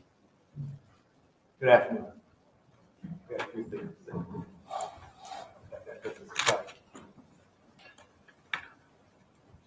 Let me say that was quite an opening. Yeah, it was, man. Hold on. knows he's hurting, man. See, yeah. See, my gut never lies to me. My gut never lies to me ever. Neither does my heart. The heart never lies. For any of us, the heart never lies. Yeah. And don't worry, Ian. I'm not going to forget that story to your comment. I just I know people don't want to hear me digress into a 5-minute story, but I will tell it at the end. Barely touches on what took place. That's so funny the way you said that. 2024. It touches it. Let me start by saying just a few things, okay? Let me lay it down here for you. In a very basic, common sense, everybody knows. I'll turn on the closed captions. You know, there's a saying that goes around. It goes around in New Hampshire quite a bit. You don't mess with a mama bear's cubs. You ever hear that? It's bad news. Let me tell you something. Don't mess with the mama bear's cubs. You don't mess with a father's daughter's life. Oh, here we Don't go. threaten a father's daughter's life. I mean, that's true. You don't threaten a son's elderly parents, and you don't threaten Jason. I have 4 daughters. Kyle. You threaten any of them, I'm probably going to get you. He did know that. But what was Kyle? What was Kyle? Kyle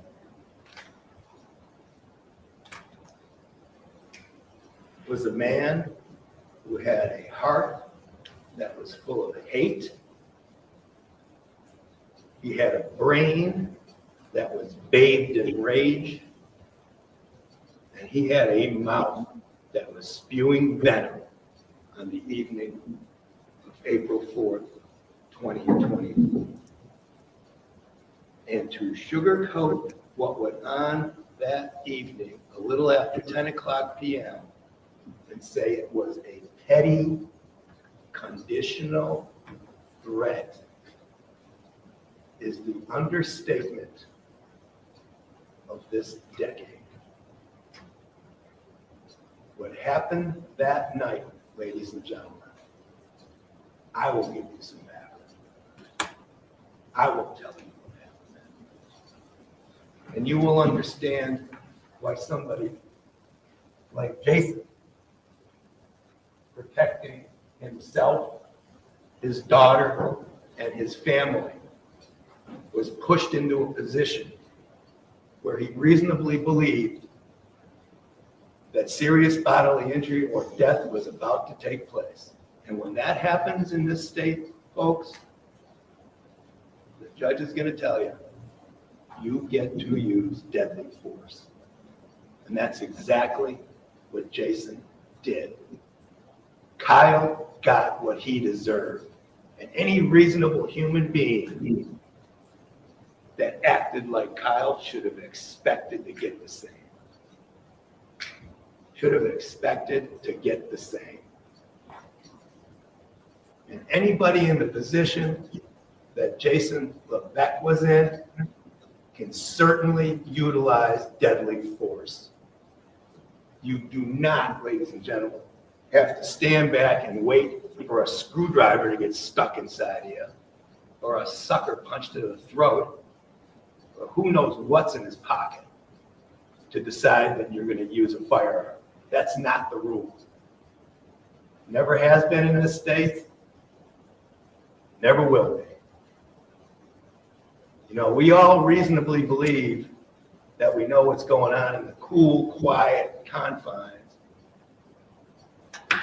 hours or days or months away from an event.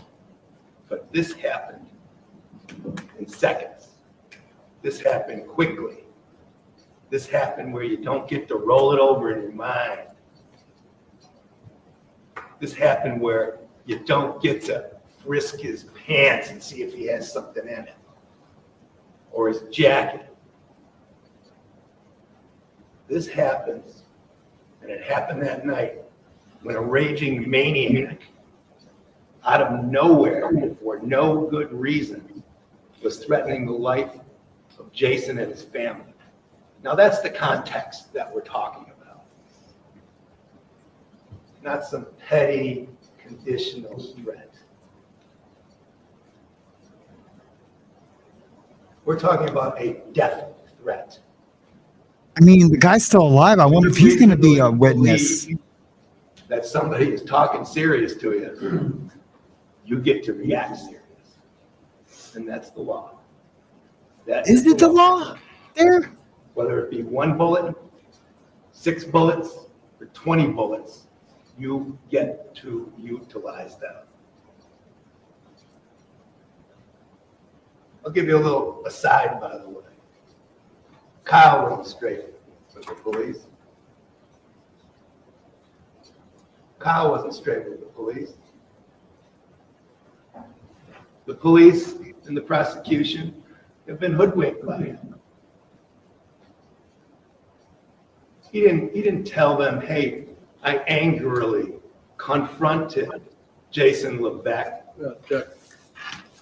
Objection. He's like, are you serious?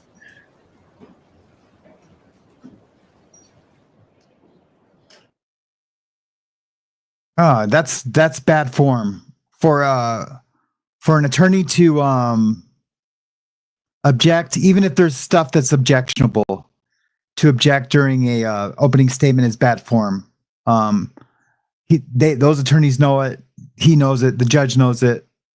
And the judge is probably like going, are you serious right now? And you know, the defense is like, really? I just heard all that speculation and projection and leaving words on the table to be inferred. And you're going to object to me saying that he did or did not angrily, that he's going to testify that he didn't angrily go up to him? Come on, man. Come on.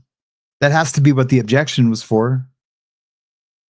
Because it was right after that statement. Now, I do not like the prosecutor. See, that's why I couldn't be a juror. Couldn't be a juror. I just feel like, no, dude. What are you doing? Now I don't like you. You know what I mean? And I vote with my heart.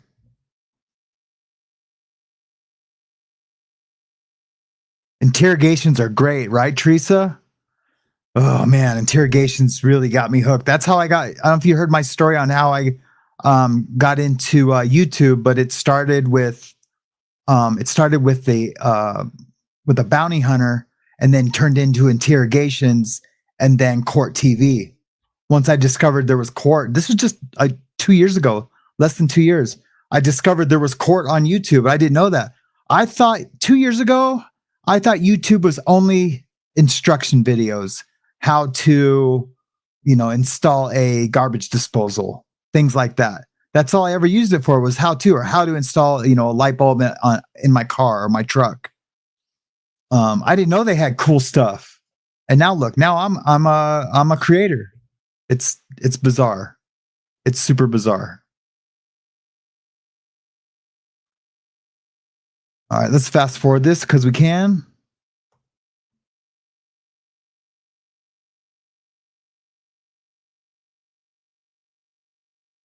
Since we don't get to hear what they say.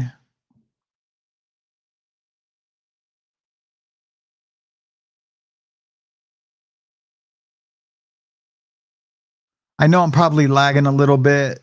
It's because everyone in my house is probably using the Wi-Fi now.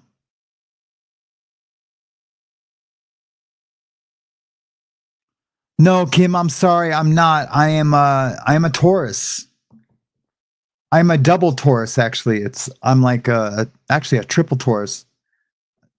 Like my moon was Taurus, Saturn was Taurus. Everything was like in line with Taurus. The time I was born at 6:06 in the morning on May 6th.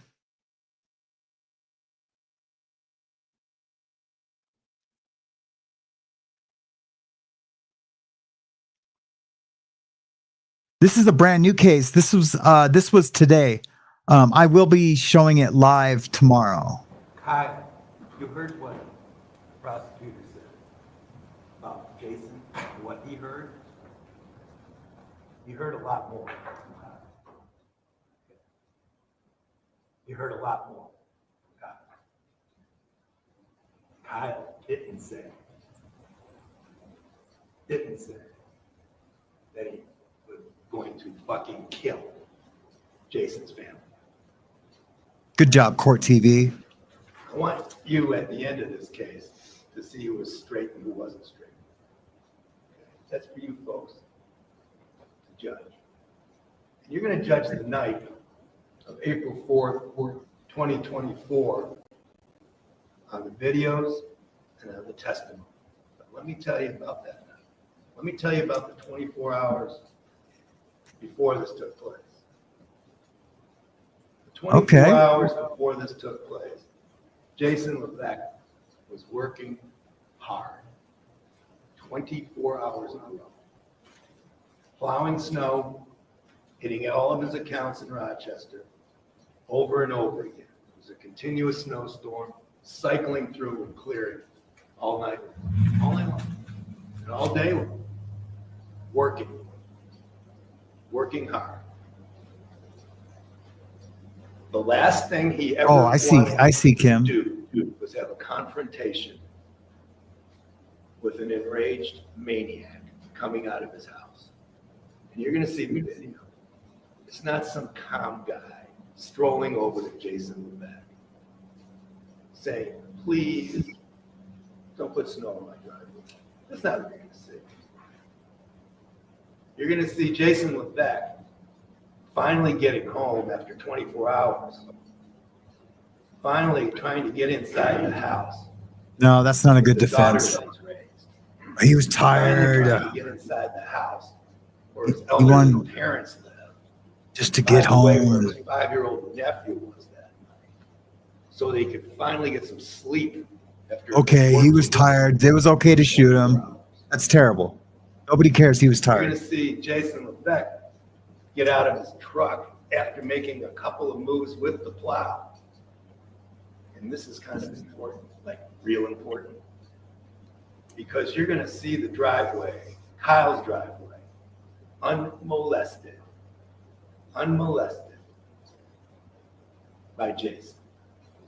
Jason didn't dump one flake of snow on Kyle's driveway. Not one. Nothing. You're going to see Kyle quickly moving Yeah, he out was sleepwalking. his apartment, That's right. his residence, and be the initial aggressor. in He was this entire tired. Scenario. He wanted nothing to do with it, and he didn't even see him coming. Jason's minding his own business. Jason's there with his daughter.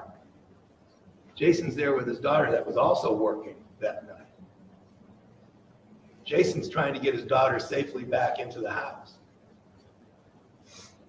When an enraged individual, unannounced for no reason, comes right up to Jason. And folks, the description of face-to-face doesn't even get close.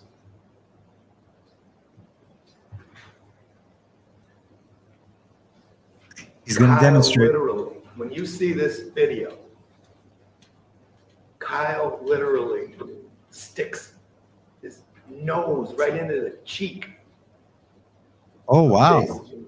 I didn't know that. I thought he was never got that We close. contend as he's doing that, as he is having actual physical contact. You say face to face, how about face on face? That he Oh, initiated. wow. That changes Threatening his things. life. Threatening his Changes daughter's things. life. Threatening his family's life. Let me tell you why I think that changes things a little bit. Because I'm thinking they're pretty far apart that he never got that close.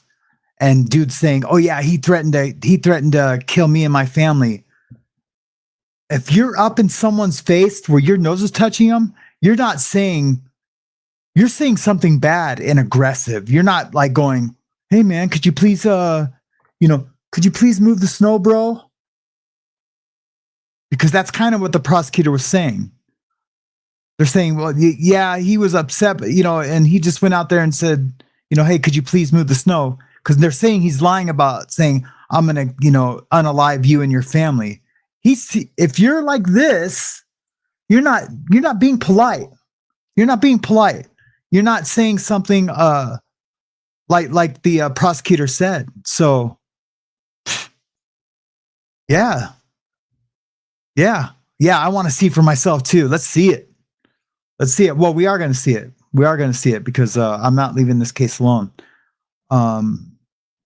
Yeah, pretty interesting. He doesn't even know why. Let me go back up. Is threatening his life, threatening his daughter's life, threatening his family's life. He doesn't even know why. Jason hasn't done anything. And you're going to see that he hasn't done anything. The one thing on that video that is crystal clear is that Jason's done nothing. Nothing. Nothing to even deserve "I'm going to fucking kill your family," like the prosecutor said. Not even that. But quite frankly, you'd interpret it, and any reasonable person would interpret, that Kyle was out of his mind. Yeah. That he was acting beyond stupid. That you couldn't predict what he was going to do because the initial act itself was unpredictable. It was without reason. There's no foundation for what he was doing. Screaming and threatening when Jason did nothing. Nothing. Nothing worthy of a complaint. But instead of a complaint, a death threat. That's what you're getting. That's what starts all this. But it just doesn't end. Now, is it a quick event? Yeah, it's a. Oh, I wonder why they did that. Don't worry, guys. I'm going to go back to it. Something happened.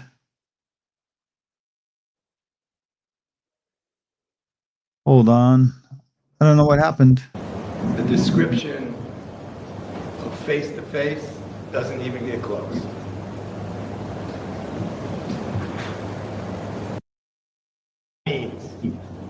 Can you, after placing yourself or somebody in the position that Jason was in, eliminate beyond a reasonable doubt the need for deadly force? I'm going to ask you at the end of this case to answer that question. And I'm going to ask you to say, no way did they disprove. They have a decent defense for real. That's self-defense. Because then he turned around and came back and tried to close the gap. You know, That's why I'm sorry, I'm responding to Wolfie. Yeah, they do have a defense because they even testified that he was going back to his house, but then he stopped, turned around, and started to close the gap, and that's why the prosecutor says he stopped. Well, he stopped when he pulled the gun.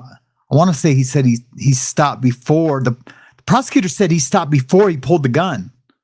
We're going to see in the video, that's for sure. Sam, do you have time for a 5-minute college stream? Yes, I do. Yes, I do. Absolutely. All right, let's get to it. Not much more. That Jason was in. Nobody wants to be in a position No, Kim, they are not trying to say that. where you have to use lethal force. Nobody. But you do get pushed up against the wall sometimes. And that's what happened in Rochester last year. And when he got up in the morning on the 23rd of October and was called into work to go over and over and over and plow for hour after hour after hour, he never, ever expected anything like that tyranny that took place that evening. It's inexcusable.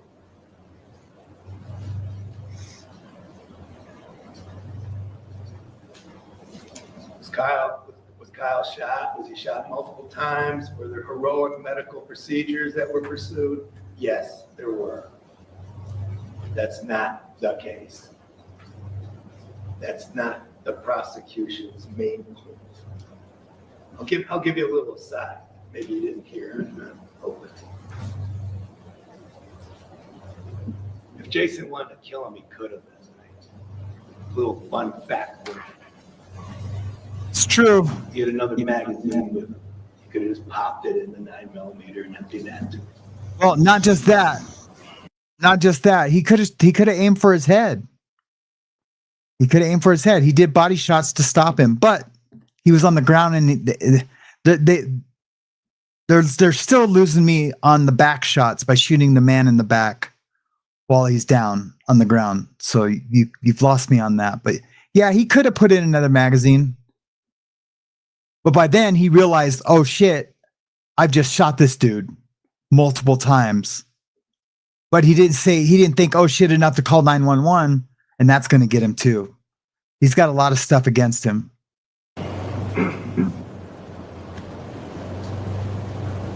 He didn't want anything to do with it. He didn't try to escape. He stayed right there in the driveway of his own home, waiting for the police to arrive. Yeah, but if his daughter would have said, yeah, run, Dad, he would have ran. At all. Run, Dad, run. That's a fact. That's probably what my daughters would have said. Yeah, Dad, get the hell out of here. You don't have to sit around and You just killed him. evasion of the police or attempting to escape. It never happened. Waited for the police, took the firearm, kept it inside the truck. He did. When he saw the police, he got out of the truck, cooperated 100%. Told him where the firearm was, went to the police station. Evading the police. I mean, I would argue they were still in shock, but he sure wasn't evading the police. That's a heck of a lot of 15 seconds of activity that he just went through. Evading the police. He went to the police station. He sat down with the police. Did he lawyer up? Did he say, I'm not going to talk to him, I'm a lawyer? No. Did he go through a long discussion with him? Yeah. And let me give you another little side fact. He offered his video film from his cameras to the police. Yeah. This guy, the video film we're talking about, he offered it to the police. It wasn't some grand investigation. And he spoke to him. And he told him he was threatened. And he told him that his family was threatened. And he told him that he shot Kyle. He told him all those things. And was he scared? Yep. And was it Kyle's intent to scare the hell out of him? Yep. And did Kyle succeed in doing that? Yep. And did Kyle succeed in convincing him that he was in danger? Yep. I'm going to ask you to imagine at the end of this case going home after a long day's work, and out of nowhere, having somebody confront you, screaming and enraged and threatening your family out of nowhere. And I'm going to ask you at the end of this case, just how long your blood pressure and your heart rate would be elevated after that. And what was going on in your head after that. And how you would react after that. Because that's what it comes down to. Because the true test, when we get down to self-defense, has to do with reasonableness. And it's an interesting instruction you're going to get. And they'll give you some of that. The judge is going to give it all. Did Jason actually believe that the other person was about to use unlawful, deadly force against him? Now, let me just stop there.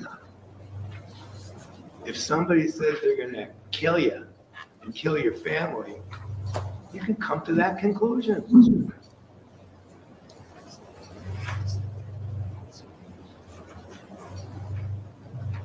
Did he actually believe?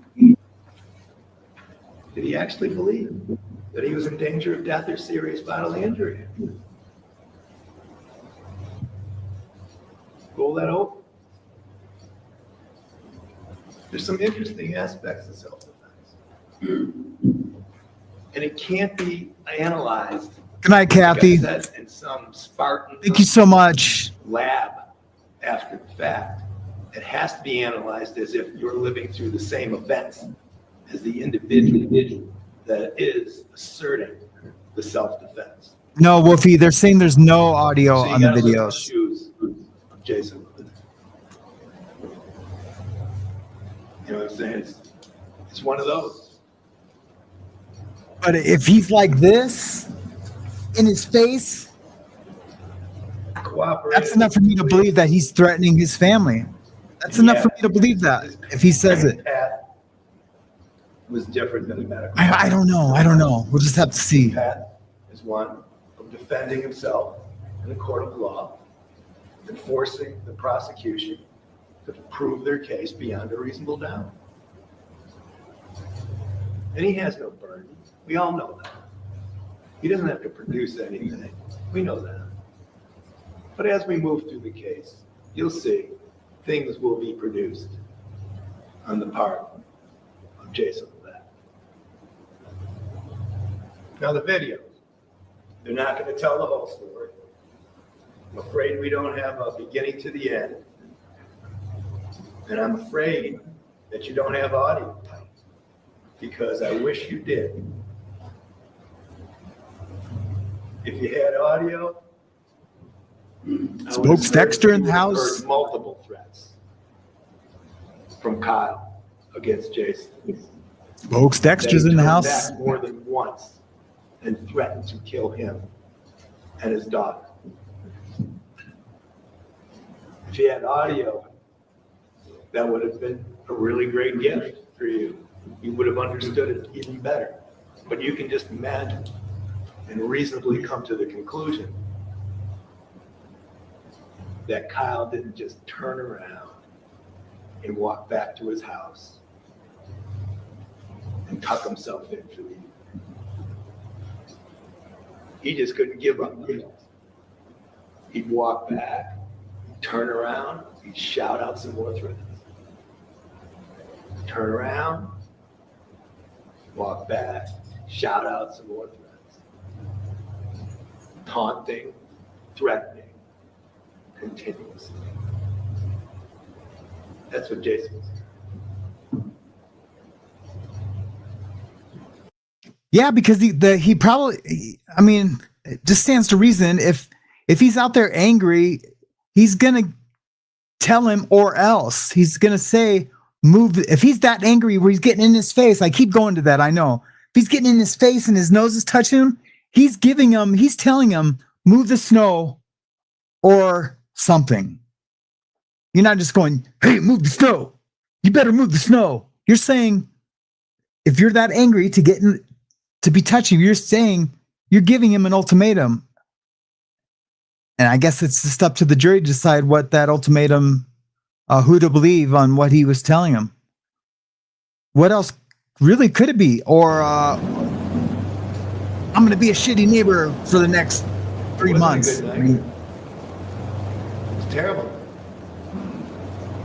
Terrible night for both of us. Don't get caught up. Don't get caught up in some of this stuff. yeah, the defense attorney is better than I thought too. Magical medical procedures. Understand the life-threatening wounds. Understand all of that. It goes with this turf. But in the end, the bottom line is going to have to be this. As the prosecution disproved self-defense beyond reasonable doubt. And as you go through this trial, I'm going to ask you to filter that,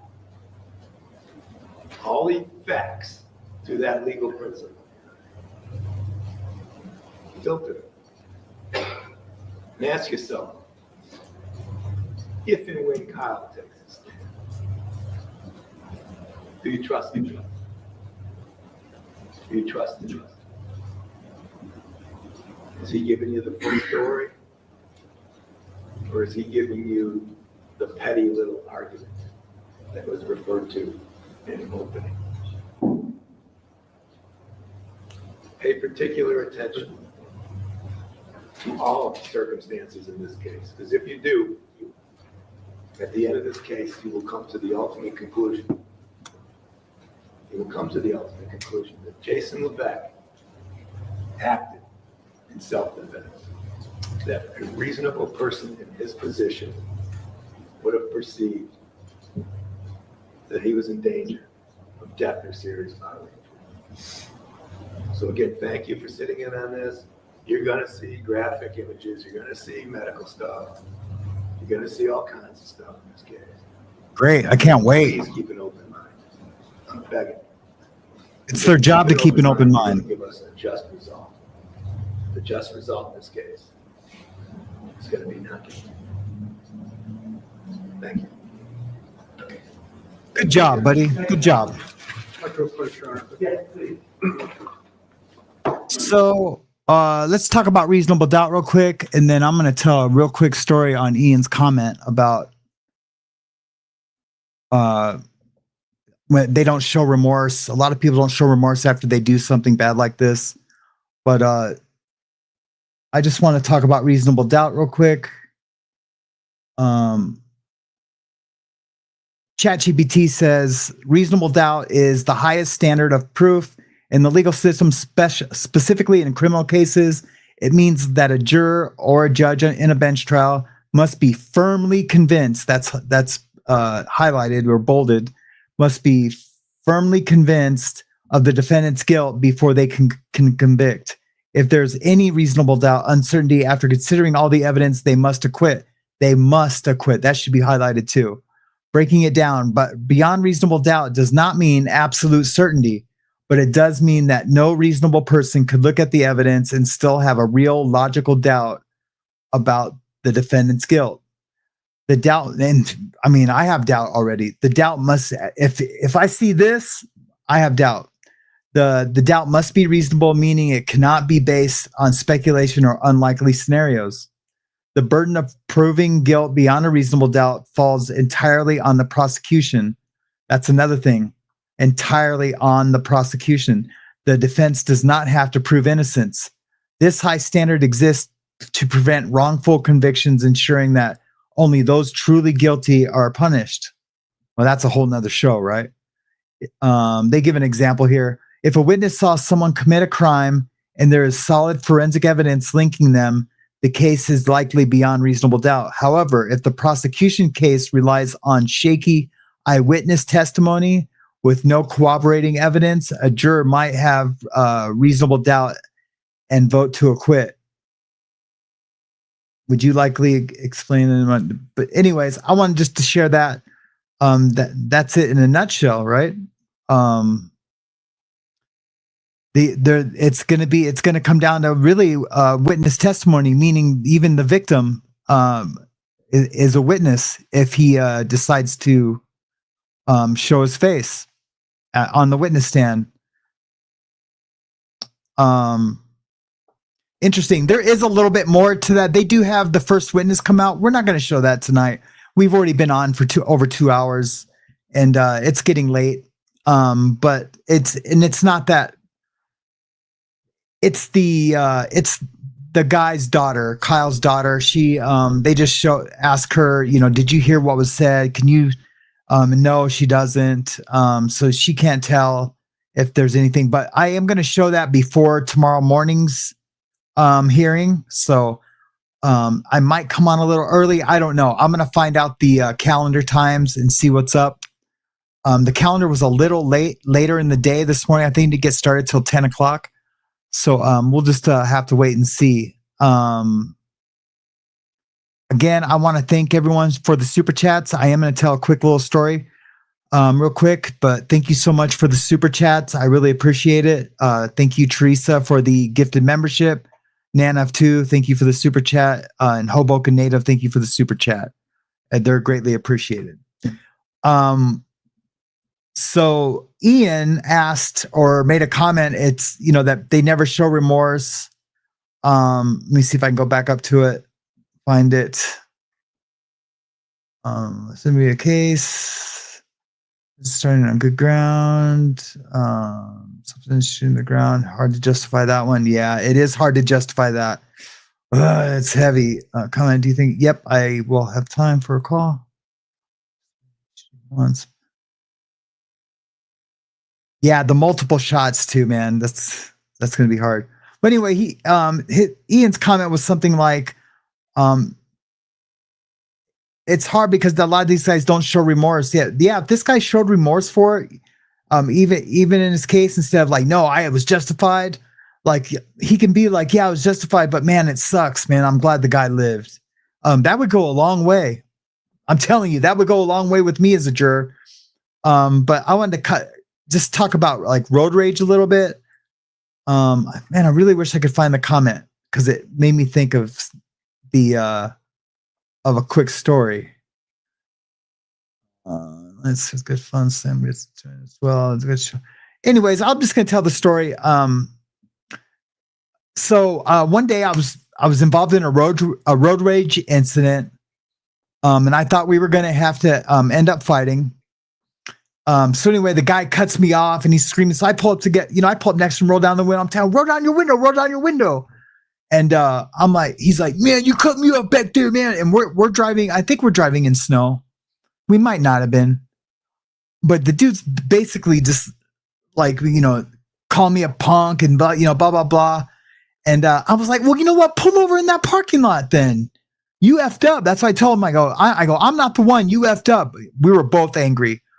So he goes over to the parking lot thinking that I'm bluffing, and I'm never bluffing if I'm telling you pull over in the parking lot. So we get over into the parking lot, and I hop out, and the guy rolls down his window. He's like, man, I'm sorry, man. He's like, I found out my girlfriend was cheating on me. This is a true story. He goes, I found out my girlfriend was cheating on me today. And, it's just, I just had the worst day. I'm an alcoholic, but I'm not going to drink. And he's like, man, you look familiar. And I was like, man, you look really familiar too. Well, come to find out, he's in AA. I'm in AA. And we end up hugging it out right there in the parking lot. And Ian's comment just made me think of that, for some reason. And it was crazy. We were both ready. Both ready to fight. But then the guy kind of, after we hug, he's like, man, I'm so glad I wasn't going to, I thought I was going to have to go tell my roommates I, beat up some guy and blah, blah, blah. He kept saying that. Like, so he was like, first of all, when he seen me hop out, he got scared. This guy was tall too. He was super tall, but he could tell that I wasn't the one. And I'm not saying that to say I'm a tough guy or anything like that, but I've been in a lot of cell fights. I was in a high security federal prison. So I'm not afraid to fight, win or lose, right? He could see that. This is a big guy. He probably uses his size to intimidate people. But it was funny after we like hugged and was, and was like, came from love and not hate and was kumbaya, right? He like had to make these statements to like save face, like, yeah, man, thought I was gonna have to tell people I beat up some guy in a parking lot. He said it like 3 times. And I wanted to say, hey, dude, quit it with that, dude. You weren't beating anybody up, but I let him get away with it. And, because we just hugged. I'm not going to start another fight with the guy. But I thought that was funny. And when I came home, I told my wife the story. She could tell you. I was like, can you believe this guy? And then tried to say like, oh, yeah, I'm so glad I didn't have to beat you up, bro. Come on, man. You got scared. As soon as I got out of the car, you were like, bro, man, I'm sorry. It's just been a rough day. But it turns out we were both in AA. We hugged it out. Hopefully the guy didn't go drink after that. I didn't go drink. I wasn't scared or tripping on anything. So anyways, man, what a great show tonight, guys. Thank you guys for coming and hanging out with me for a little bit. It was super fun. This is going to be a fun case to watch. Absolutely fun case to watch. Yeah, Z's in the chat for the breakfast toast tomorrow. Yeah, breakfast toast it is. Laura May, it's good to see you. I feel like we haven't seen you in a while. Laura May, we've been praying for you and your situation, and wow, we just hope that everything's okay out there in Scotland. Just looking at let's end the poll. 90% says yes for Florida, Germany tomorrow. So I guess I got to do it. I like doing it. I just feel like it's not fluid enough. You know what I mean? Like next question, bam. All right, here we go. Bam, bam. And the winner is, I just feel like it's me just fumbling around for a half hour, but we'll give it another shot. I'm going to try to have, the problem last week was I didn't have the rest of the story or the details of the story. I just had the headline, of the story. So tomorrow we'll try to make it a lot more fun. We'll just give it another go, right? All right, guys. That's the end of the stream. Thank you so much.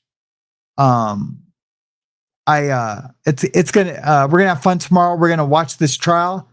And I can't wait for the video evidence. So, man, I don't want to end it. I'm having fun tonight, but I got to. I'm going to go have dinner, and I will see you guys tomorrow. Thank you so much.